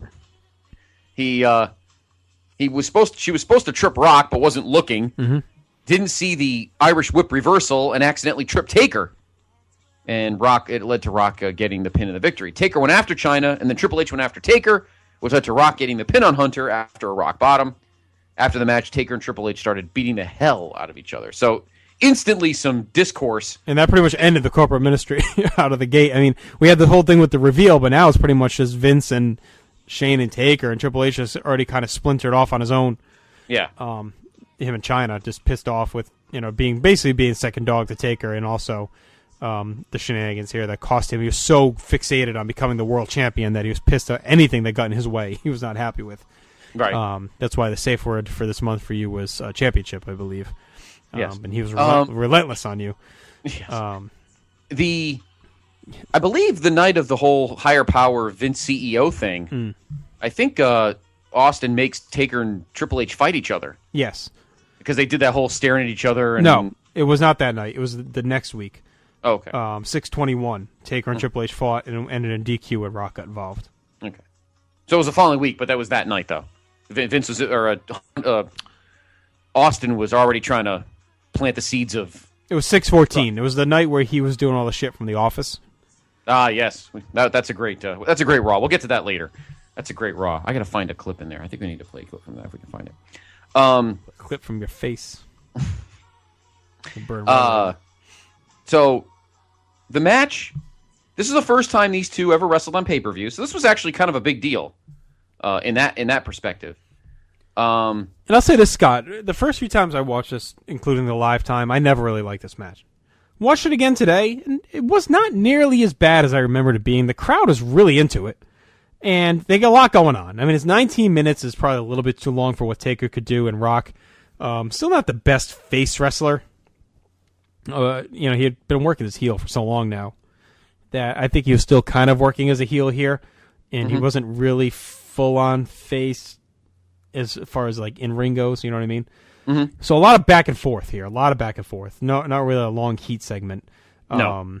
They brawl out into the around the ring a lot, and then just a lot of brawling. And I really like JR in this match, really shitting all over Paul Bearer. He was always getting so indignant about Paul Bearer, that piece of human garbage. What a useless human being he is. All the stuff he'd say. And then Paul, of course, would take out the ether rag, and Rock turned around and choked out Taker with it, but the ref was out, and all this other... Right away, actually, right off the bell, Taker clubs the ref, and Rock hits the rock bottom, but the ref is out. So, just a lot of overbooking here. So the rhythm is hurt by that, but I liked it. I liked it better than I remembered it being. Your boy comes in, they do the rep bump, your boy comes in, hits the pedigree on the Rock, Taker hits the tombstone, but they had a lot of good false finishes where you think Rock may steal the title. Were you surprised they gave Rock a title match this quick after turning face again? Did you think they were going to make him try to earn it a little bit? No. I think they had to do it because Taker needed a guy. Yeah. And Austin was in the other match, so I think he was the most logical. You weren't going to put Triple H in there. Two hated heels. No. You surprised they didn't do the triple threat? Yeah, a little bit, I guess. Because, I mean, obviously those seeds of discontent with Taker and Triple H on Raw was quite prevalent almost every week. So, yeah, I guess I'm a little surprised. But Rock in the title match at all does not surprise me. Yeah. Because, like I said, somebody needed to go in that spot, and Austin had something else to do. I think it's good, too, that they didn't put Triple H in. I think they had to build more. Yeah, I agree. His angst was... the whole crux of this push to the title is really his angst. Right. and how pissed he was, and how desperate he was, and that builds and builds over the next 2 months. It really plays a major role. Yeah, no, I think this was a chance for Rock to get a legit babyface stage of his own in a match, in a big match, and I think that's why they did it. And I remember watching this match on, I think it's on Rock's DVD, the first one, the first 3-disc. And yeah, it's not as awful as I remember. It's still not great, but I think a lot of it has to do with Rock is wrestling differently now. Yes, he's been a babyface, but at the same time, it's the babyface in this incarnation, different than his Rocky Maivia run. So that I think he needed to adjust. B, Taker's just getting worse and worse by the day. His groin is a mess. His legs are a mess. He's literally limping every time he moves. Every step is a limp. Odd time to put the title on him. Yeah, it was very odd. And I mentioned that odd. I mentioned that in the written review here and at the last two. So, having said that, watching it again in the last couple months, yeah, it was on Rock's DVD. The first one, the most electrifying one. You're right. It's not as bad as I remember. As I remember, it's still not great. I don't know if I'd raise it. You and I each gave it 2s, but I wouldn't put it higher. But I don't think it's as. I think it's a higher. It's a closer to 2.5 than it is a 1.5. I guess you could say. Yeah. Now we talk about over the next 3 years. We'll talk about Attitude Era combinations in terms of the main guys, the main eventers in the company all wrestle each other at some point. And some guys will be added to the mix over time. There's 2 combinations. First of all, Austin looked good with everybody. That's one guy that he obviously looked great with The Rock. He will face Triple H down the line. Obviously other guys. Taker's Taker. 2 combinations of the Attitude Era guys, main guys, that always were a little questionable. This is one. The other involves a guy that debuts later on, and eventually we'll get to that, because that's another combination that always was a little iffy. This was the other one. And these 2 would wrestle a couple of more times down the line and get a little better. But this one, if you're comparing, just doesn't. Again, I think a lot of it is A, Taker's health, and B, Rock just wasn't. He still was adjusting himself to being in peril. Yep. As this kind of Rock, not the Maivia Rock. So, but I agree with you that if you watch it again, and for those in PTB Nation, if you have the Rock DVD, the original one, the most electrifying one, or you can find the match on YouTube. If you remember it being bad when you watched it before, if you watch it again, I think you'll be a little bit surprised that it's not horrendous. And then you understand why it didn't click like many thought it would. Yeah, I mean, it's not one for the record books, but is it? No, it's okay. But you wonder, but you're like, well, maybe they tried as best they could. But obviously the 2 things, my opinion, 1, Taker's health, and 2, Rock being in peril as this Rock. Yep. As this carnation of Rock, which he hadn't had to be yet. That little stretch in 98 really doesn't count. Now you're a main eventer. It's different.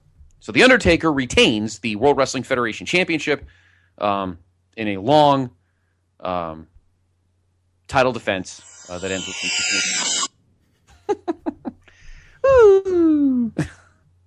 So. Get in the Corolla, Criscola. We're out of here, babe. Okay. Okay. After the match, wearing his Tim Duncan home jersey, Commissioner Michaels throws Triple H out of the building. He says, "You're out of here." For his chicanery in that match, which totally screws up Vince's plan, because that's who was going to replace Shane in the match later on that night. Mr. McMahon then gets on the phone, starts yelling at someone to come back to the arena to team with him. Rumors are that it was indeed Dennis Stamp. And this is a funny moment. As Vince is on the phone, the camera pans over, and the camera shot's like half hallway, half locker area, and The Rock is standing there toweling himself off. It's so weird. It's kind of that Owen and Bulldog walking through the door going, and then walking back. It was one of those kind of things. So Shawn Michaels comes in and says, "No guacamole at this party. You're out of here." Get back in the car. All right. Go to the store and buy some guacamole. You know, that commercial avocado. That guy was talking from a Vizio.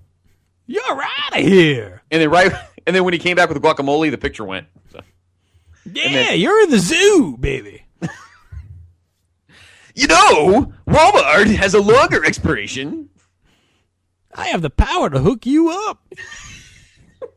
Now I have this vision in my head of you, actually. I got the power. Don't blame me, blame BJ's. It's getting kind of hectic. I got the power. All right. Let's get to the finals of the King of the Ring. Sweat. I do that just by walking. In the finals of the tournament, this tournament, yeesh. Billy Gunn and X-Pac, as we continue to see the disintegration of DX. And the disintegration of the King of the Ring. What have they done to my King of the Ring, Scott? In the words of... They've stripped it down and destroyed it and urinated on it. Yes. Billy Gunn is Billy Gunn to the King of the Ring crown. My beloved King of the Ring tournament, dating back to 93, 94. The ones at Providence. The King of the Rings of Bret Hart, Owen Hart, Mabel, the True Legends. Destroyed. After seeing the end of this match, you kind of wish Jim was right, didn't you? I never wish Jim was right. This tournament. Jim will never be right. The maestro of salty meats. Yeah, so here you go. Billy Gunn, X-Pac, the breakup of DX in the finals of the tournament. And not good. I mean, Billy Gunn did what he was going to do. Mm-hmm. He attacked X-Pac's neck with forearm shots. The story of the match is okay. And X-Pac doing the underdog thing was fine. I mean, the concept was all fine.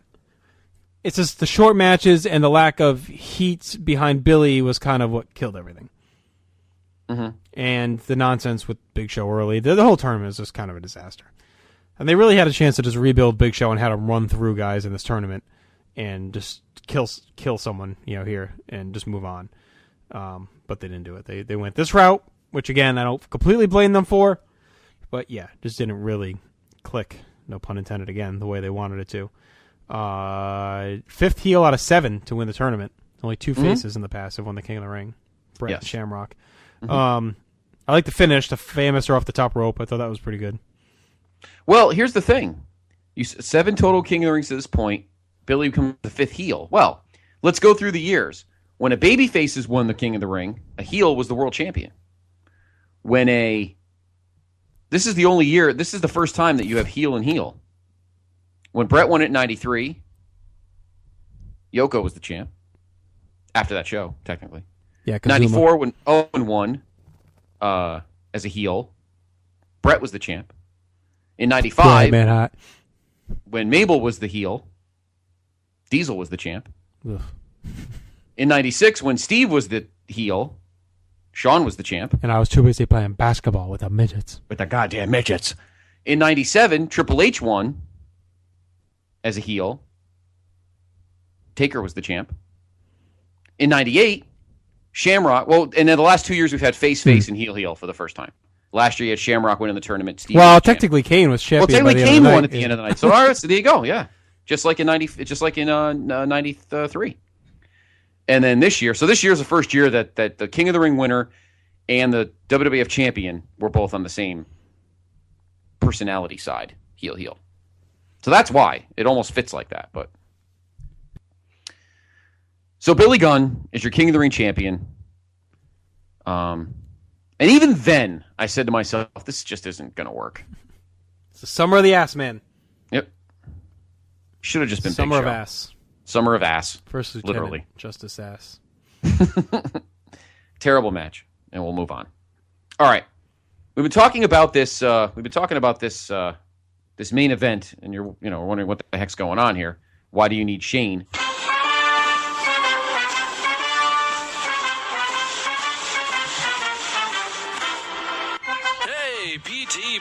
Nation, it is now time for the Rob Houston Memorial Hacksaw Jim Duggan Update.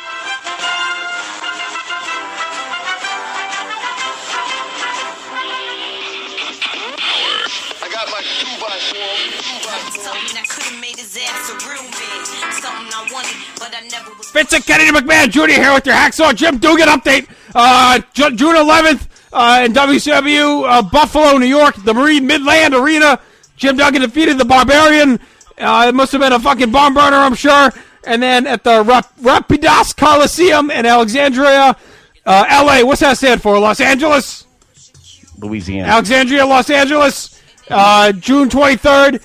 Conan and Jim Duggan. That's a great team. That's a team that I have fucking wet dreams about. Defeated Cyclops and Damien, the Snake.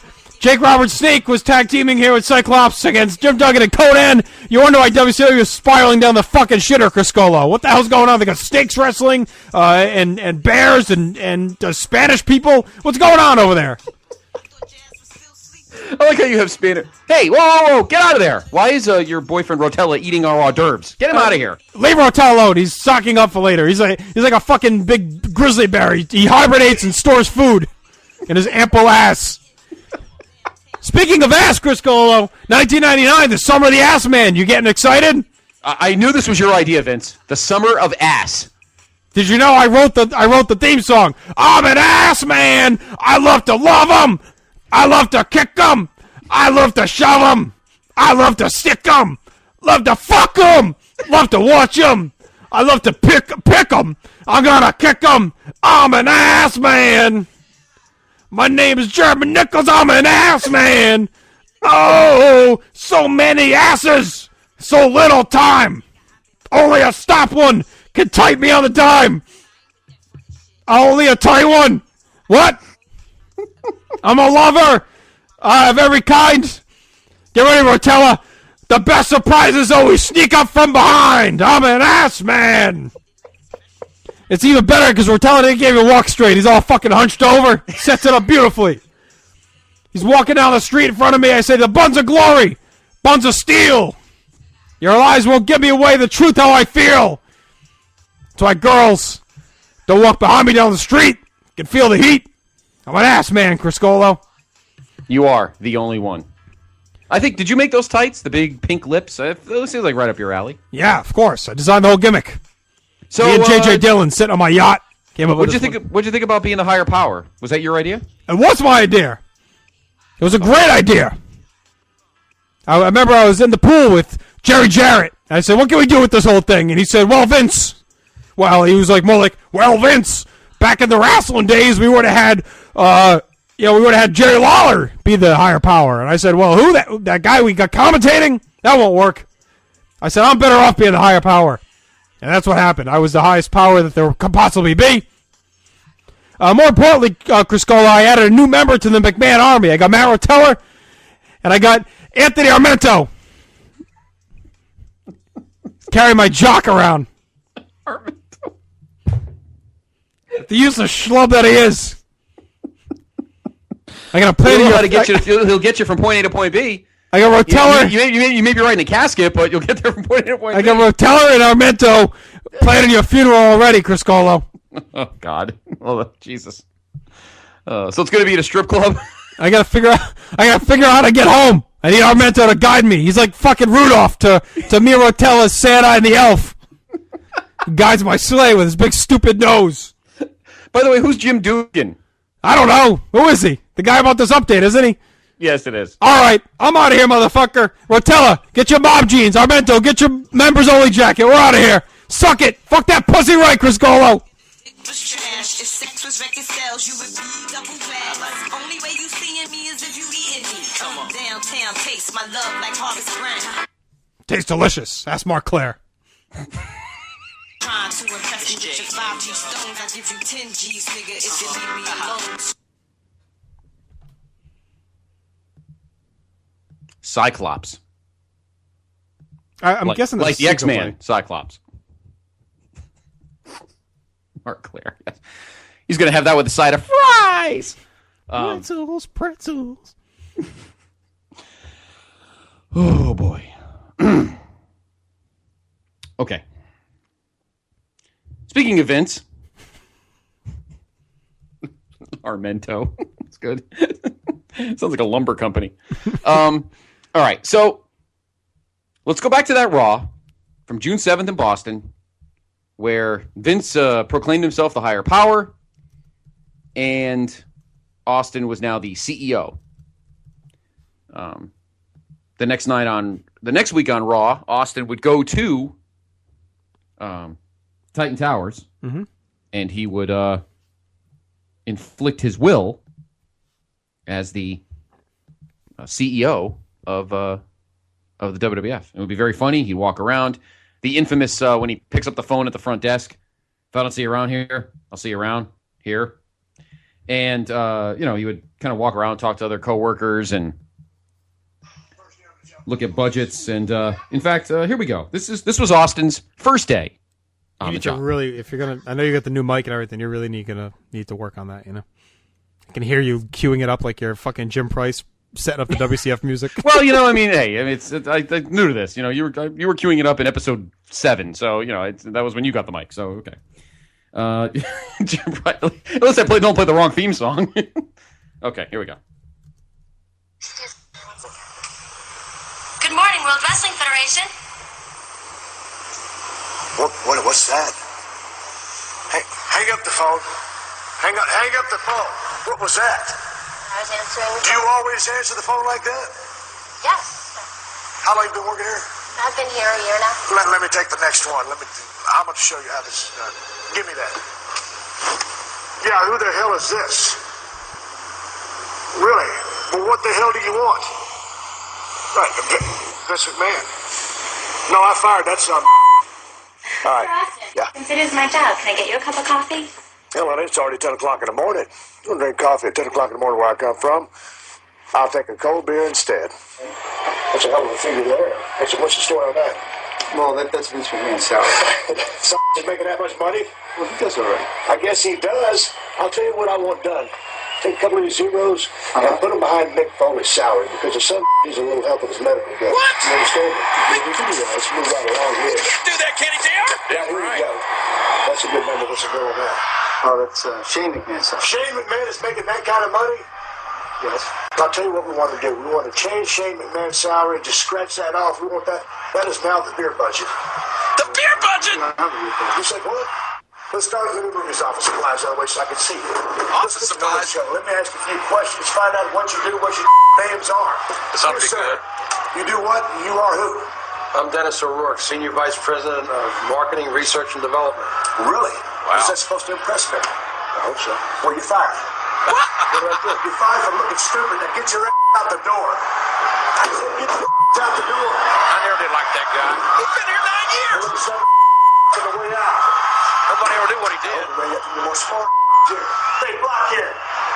Yeah, you. Me? Yeah. What's your name? My name is Jason Vasquez. Well, what do you do? I'm a mailroom clerk here. Would you like a promotion? Hell yeah. Okay, come over and sit your down. You got your promotion. Yes, sir. Thank you very much, sir. Right, your job is this. If I snap my fingers, I want a beer and I want it now and I want it open. You got it. You can't promote him. Does anybody have a problem with Jason's promotion? Yeah, I do. I said, has anybody got a problem with this promotion? No, sir. All right, let's continue the meeting. I'm really getting to know you guys. What I want to do right now is have a good old-fashioned beer drinking contest because I want to find out exactly where you guys stand. The rules are simple. When I come back in this room, if you're still standing, you still got a job.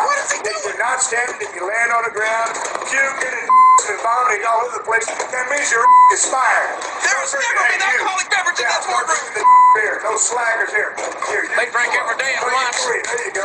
Hot shot lawyer. 2-hour lunches. Drinking those damn martinis and stuff. Snap my fingers. I better have one.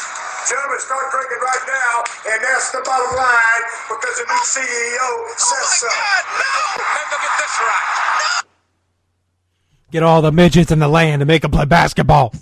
I think the highlight of that was when JR goes, I never liked that guy anyway. That was funny. And it concludes with Austin dumping cow shit in Vince's office.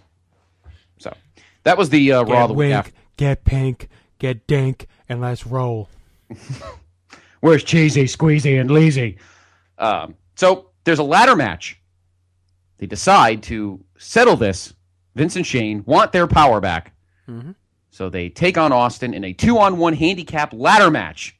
Woo. And hanging above the ring is a briefcase. With the papers. With the papers. And then they had a duel over the stipulation. Vince wanted it to be no holds barred, anything goes, and Austin wanted it to be no corporation interference. So Sean said, we're going to have a match. Austin gets a member of the corporation, or corporate ministry, so Vince kept going through all the members, and Sean conveniently had plans for them all, except the big boss man. So Austin ended up winning that match, and his stipulation was chosen, so no corporate member would be allowed to interfere in this match on this night. Mm-hmm. Now, as we have been discussing, Shane was not going to be the partner of Vince, so he was trying to get somebody to wrestle in Shane's place. He was going to have Triple H, but he's gone. He gone. Sean kiboshed him from the building. So Vince comes out. Yes, Vince comes out. I got to do it. It's one of my favorite moments. Yes. My son Shane's replacement, the Lethal Weapon, Steve Blackman. It was fantastic. The fart in the fucking arena was fantastic when Blackman comes out with his music, and he comes out, dopey look on his face, and I love he's just standing calmly in the ring, and Vince is like pointing to the briefcase like Blackman's a fucking idiot that doesn't know what the point of the match is. Yes. So the Titantron lights up and GTV's on the air. Now, we mentioned GTV in the past, formerly GDTV. It was supposed to be a new gimmick for Goldust where he was spying on wrestlers with a hidden camera. Not really sure where it was headed, but Goldust, of course, left the company back in May. And because the gimmick had already been used, they wanted to keep it running and changed it to GTV. And here we get a bit of a payoff for it where Shane and the Mean Street Posse are watching the pay-per-view, and basically Shane's, admitting that he's not hurt, and he's dancing around the locker room and celebrating and all this other crap. So, in a great moment, they see themselves on TV and scatter quickly when they realize that they've been found, that the jig is up. Sean comes out, drags Shane to the ring, and sends Blackman and his G.I. Joe looking ass to the back. So, there you have it. The match is now on. Also, back on Heat, if we remember, Vince fired the Big Boss Man for fucking up his business and screwing up the stipulation to this match. So the Boss Man no longer a part of the corporation. Had been fired by Vince. Fired, yes. I says. And obviously the culmination of the whole storyline and all the stuff from the building and Vince's weird circular white circles, black weird colored walls in his office, and very, very strange. What was your thought of going into this match? Was this the right approach? Were you happy with this booking of the match? Not the result, but just that this was the main event. It's one of those things that, and I know Kevin always will say, did it make money? Did it draw? Mm-hmm. Yeah. Did it hit the end game? Yep. Yes, yes, and yes. Do you want to say, well, maybe we could have the title main event? Did you have to do Austin McMahon again? Was the crowd red hot? Yes. Did they sell at the building? Yes. Mm-hmm. Was there a huge buy rate? Yes. Mm-hmm.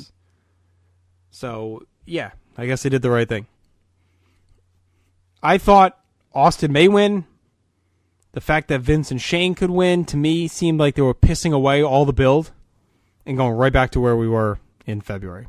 So to me, it seemed like a waste of 5 months. It's like, you were already here. Why did we have to change all this?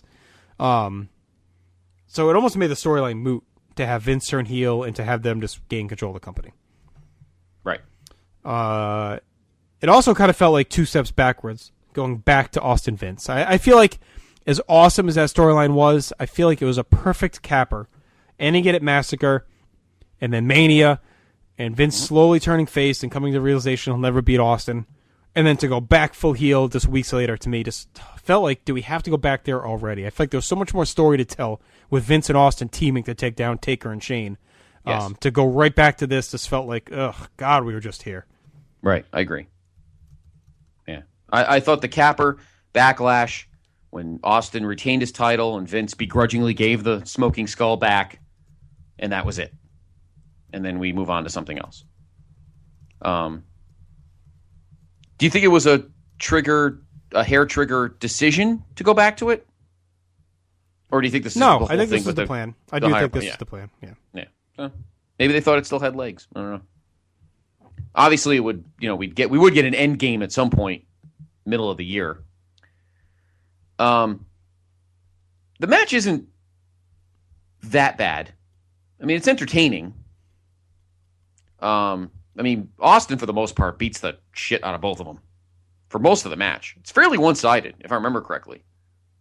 Yeah. Fairly one-sided. For a Austin while. pretty much pummels the shit out of him for maybe the first, 13 minutes of the match. And anytime Vince and Shane are in control, it's kind of like they're presented as goofballs. Like, remember, he gets up on Vince picks Shane up on his shoulders and walks over to try and get the briefcase. It was kind of like goofy shit anytime they were kind of in control.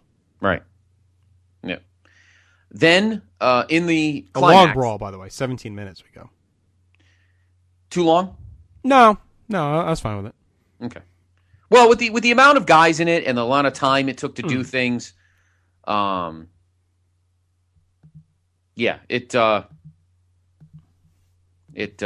that bad. There was a lot of stuff going on to kind of, quell the time.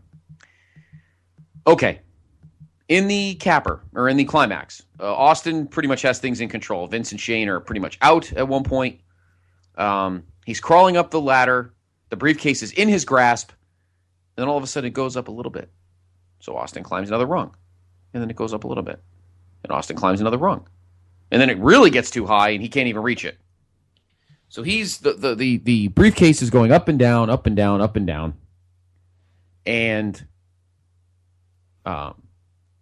finally, one of them, I think Vince, comes to. Austin gets taken off the ladder. Shane climbs the ladder, unhooks the latch. Suddenly the briefcase is under the ladder at that point. And Shane and Vince are back in the driver's seat. Oh, I remember being so...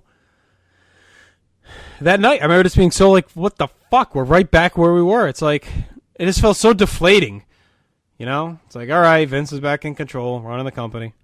Everything's back to normal. I felt like it had been so interesting, something different over the last couple of months since Backlash.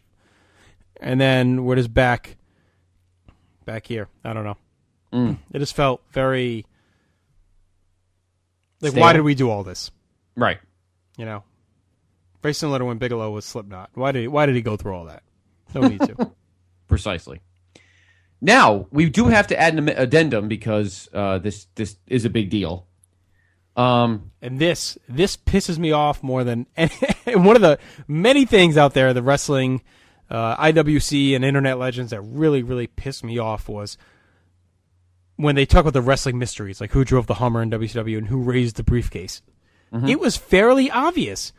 And the best part is they didn't beat us over the head with it. And everyone always complains that they get beat with a sledgehammer over and over in the head with these storylines. And this was one that was a little more subtle.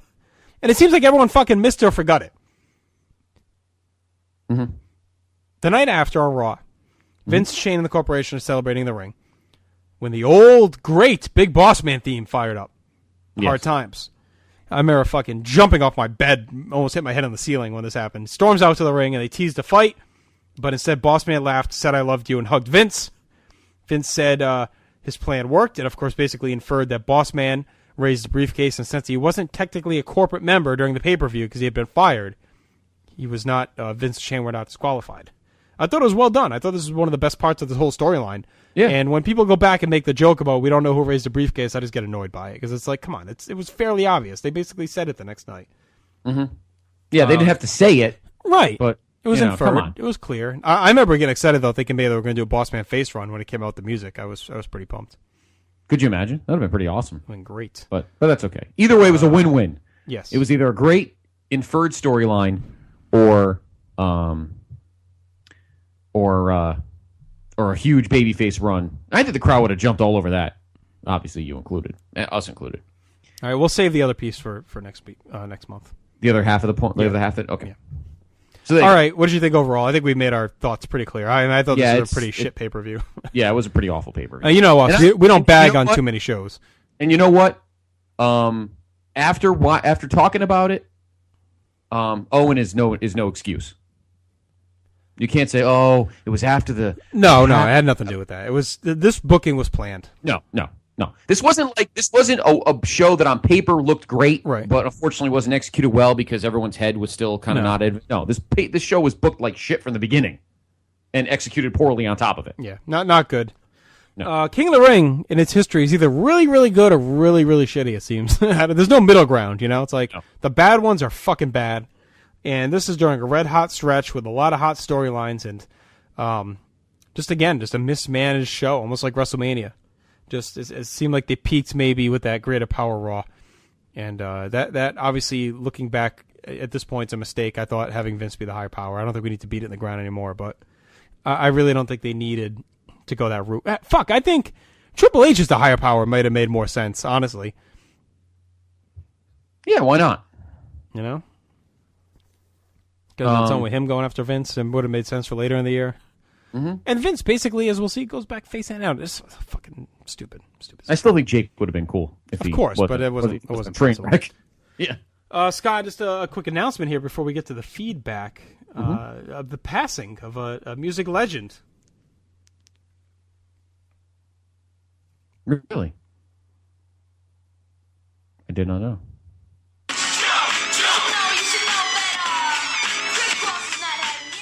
Mr. Chris Mac Daddy Kelly of Criss Cross passed away at the age of 34. What? 34? Yeah. Which one was he? Was he the lighter skinned one? I don't know. Or the darker skinned one? Well. Did he wear the Nick shirt backwards or the Nick shirt? I don't know. All I know is he was survived by Daddy Mac. But Mac Daddy is sadly no longer with us. 34, that sucks. You're make it a wicked whack. It's a good song. All right, well, bummer. We'll have to end the show with it. Okay, let's go to the feedback. First time we've done this since a while.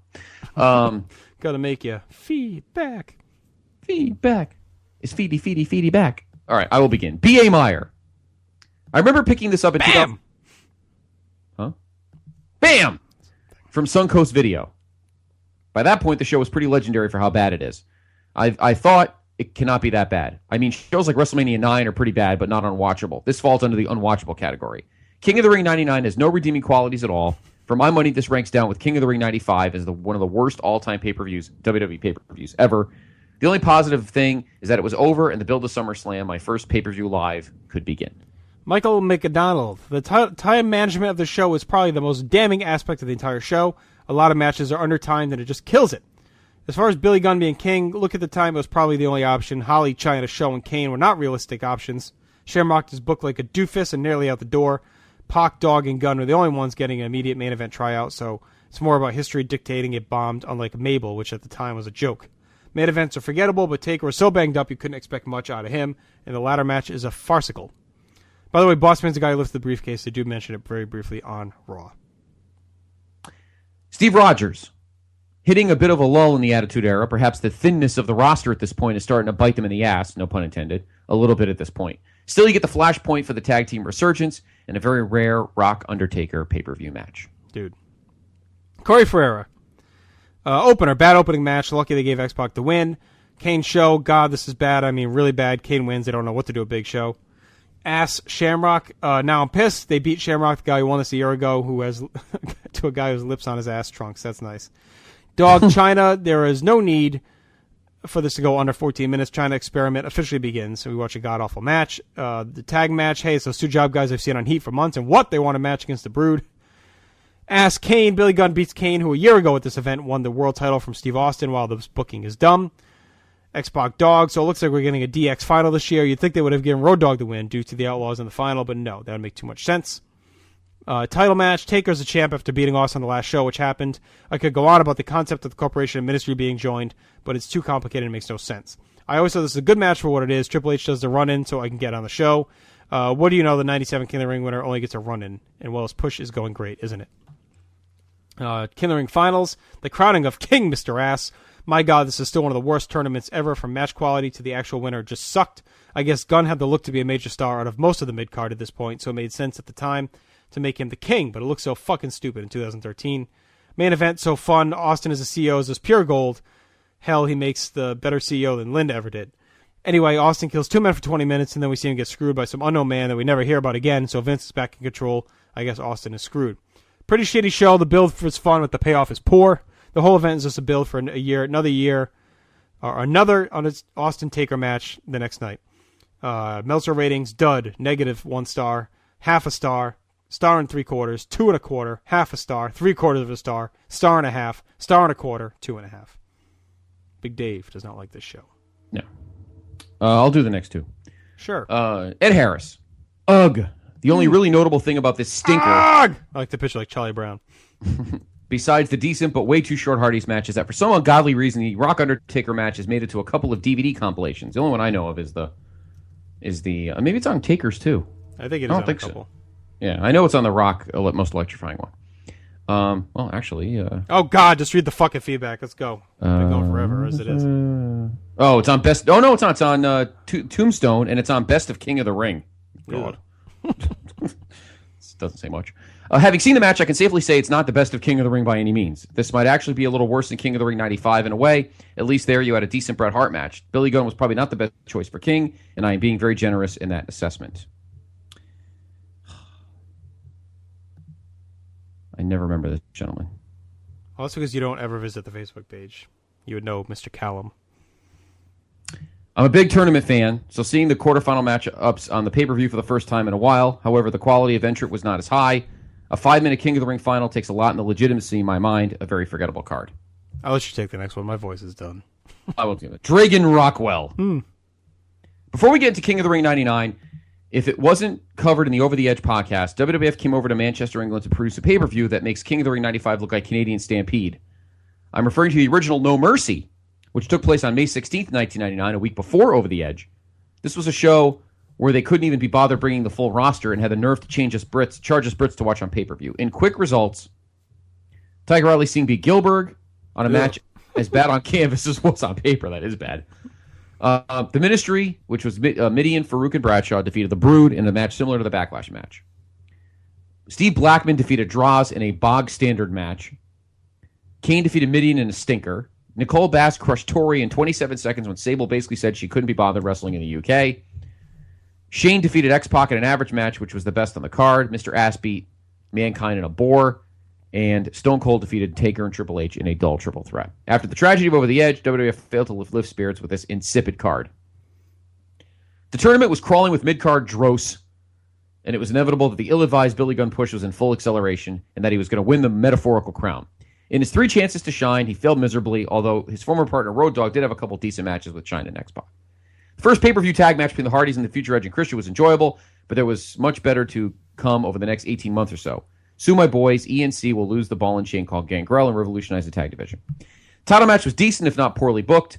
Whoever's idea was to cram a ref bump and a refless 3 count inside the first 30 seconds or so needs a kick in the balls. And all it did was make Taker, the WWF champion, remember, look like a pussy. A pussy! More Russo antics involving Paul Bearer and Ether made this match a gimmick-filled mess. It made Taker... Oh, do you smell that, King? Ether! Makes Taker look like a poor champion, and it didn't help The Rock in the slightest. Finally, the ladder match. The build-up was a whole lot of fun. Vince's infamous reveal as the higher power and Austin's skits as CEO are priceless. The match itself is also fun, although several notches below the other ladder matches seen on pay-per-view at this point. After a mystery man lifted the contract away from Austin, the McMahons ended up winning 100% control of the WWF. In the time-honored tradition of King of the Ring being a hit-or-miss event, this was definitely a miss. I can keep going if you're... No, I'm all right. Wade Ferrari. Terrible show that was easily the worst of the year. The tournament is easily the worst after 95, as the matches are short and not very good. I actually didn't have a problem, though, with Billy Gunn winning, as they're really lacking heels on the card at this time. It's a good win to elevate him. Fortunately, it doesn't work out, but I give him credit for taking the chance. Tag match was a good short match. I jumped on the Hardys bandwagon a little earlier than most, as I quickly became a fan of theirs after they took on Michael Hayes and turned heel, so I guess they were. I thought their new look was cool, and I was glad to see them on pay-per-view with a big win. Rock Taker's all right. I remember being mad that Rock lost, as I was already bored with Taker's title reign just 1 month in. Didn't care for the main event at all, as I thought it was an overbooked mess, and McMahon winning made no sense. It should have been a squash for Austin to give him revenge on the McMahons before his title shot. The man that's going to defend his trivia championship. He loved his comments so much, he posted them twice. Jay Hinchy. King of the Ring heads to Greenboro, North Carolina, And while it's not a terrible pay-per-view, it is the usual Attitude Era mixed bag. The tournament itself is okay at best, but the matches are too short to really grade in any level. I did like the Road Dogg China match for the sheer fact of China finally getting hers for a change since turning heel. X-Pac's run to the finals is pretty good, and I liked his red Black DX attire he had on, I think, for the first time. Billy Gunn winning in the end I didn't have a problem with. I've always liked him and thought he deserved a shot at least. Both main events, despite being the overbooked mess that Russo loves, are entertaining. I remember thinking Rock was going to win the WWE title from Undertaker, but Triple H made sure that didn't happen. The ladder match with Austin and the McMahons is quite fun as Stone Cold just kicks the crap out of them both. Vince and Shane regain control of the company with a little help from the briefcase being lowered down some from the ceiling. The Rattlesnake would get some payback the following night in a huge way, and we'll talk about that in our next Vault. Ryan Schmack. In my opinion, this pay-per-view sucked, with the exception of Taker retaining the title and McMahon's getting the power back. The only good thing about this show, and I'll grab Dennis Nunez, kiss my royal ass, was not only what Billy Gunn said upon winning the tournament, but was also the collective thought of the fans. Billy as King of the Ring was just not going to work, as they didn't have the proper package, charisma, promo skills, work rate, etc. To be the guy deserving a big push, they probably could have gone with X-Pac instead. I guess they thought he was too skinny or something. The tournament itself was bland and uninteresting, a lot of it having to do with the weak mid-card. Rock and Taker don't really have good chemistry as opponents, which is probably why they didn't have a lot of matches together. The match itself is not exciting. Only good part was hearing Jim Ross compare Paul Bearer to Rick Majerus. Austin as CEO was awesome to watch. All the vignettes at Titan Towers were hilarious. Who the hell is this? But alas, it all had to come to an end. Steve beating the shit out of both McMahons is always enjoyable. And we still don't know to this day who is the person that raised the briefcase. Yes, we do, Dennis. Shut up. Not as bad as King of the Ring 95, but pretty close. And finally, the runner-up in last year's PTB Trivia Tournament, looking to try and take the next level this year, Dave Hall. Mr. Hall. As the WWF tries to pick itself up after the trauma of last month, we are sadly lumped with a terrible King of the Ring event. The positive is they return to a full tournament. The negatives are just about everything else about the tournament. The matches are horribly booked, the matchups are off, and the winner shows he's not up to the push he is getting. Billy Gunn is terrible at this event. He just doesn't cut it. Sadly, Vince doesn't seem to realize this for a couple of months. The other matches are mixed. The Hardys and Edgy Christian start their rivalry with a solid match. Undertaker and Rock is just not up to scratch, as Taker seems to really be struggling. Thankfully, the main event is hot, although the build-up seemed rushed and sloppy due to other reasons. Austin and the McMahons have a good ladder match, showing that Austin is still the MVP of the company. Overall, a forgettable show that I struggle to watch again. And that is your feedback. Thank you, PTB Nation. Yep, there you have it. So we're going to go ahead and wrap things up here. We have an interesting couple of weeks coming up here. Next week, a little reshuffling of the deck from our original plans. Sunday night, as we've talked about, very exciting interview with Mr. Diamond Dallas Page. We'll be bringing that to you. Should be posted later Sunday night, because we talked to him late afternoon. So we will be doing that. Very excited for that one, Scott. Yes. Oh, I'm stoked. It's another in a long line of unbelievable guests that have been on our show, and DDP is one we've been talking about for a while. It is great to have him on. All right. 3 shows next week. So Monday night, our usual slot, we'll be back with Fully Loaded 1999. Wednesday night, the Pick Your Vintage Vault has occurred. The vote is complete. Number 2. Saturday night's main event from July 28th, 1990 has barely edged out. Once again, always a runner-up, always a bridesmaid, never the bride. Barely Legal 97, lost by 1 vote this time around, Scott. So Wednesday night, we'll be doing that Saturday night's main event. The week after, on Monday, May 13th, it has been confirmed, Kevin Kelly returns to the Place to Be podcast. Excellent. We will be talking the first half of 1999 with Kev. And then that Wednesday, we'll have our headlines. We'll preview Extreme Rules. We'll do a little half-baked ideas, and maybe we'll have Porchetti on to talk the draft. Break that down if we get a chance. So there are your next 2 weeks. Also, I think next Wednesday, since Science Main Event will be probably a little bit of a shorter show, we'll get into the trivia stuff. We'll announce the competitors. Everything's pretty much locked up, but we'll have official dates and all that stuff. So stay with us, PTB Nation. A lot of cool stuff happening over the next couple weeks. Yes. Thank you, as always, for joining us here tonight. That is Scott. I am Justin. We'll talk to you Monday night when we get... Sunday night. Talk to you with DDP. Then we'll get fully loaded on Monday. Yoga. I can't even respond. When you don't give me anything good, I can't come back off of that. That was brutal. Cyclops. Vizio. Damien. Josh. Demento. Do worse than Josh from Vizio.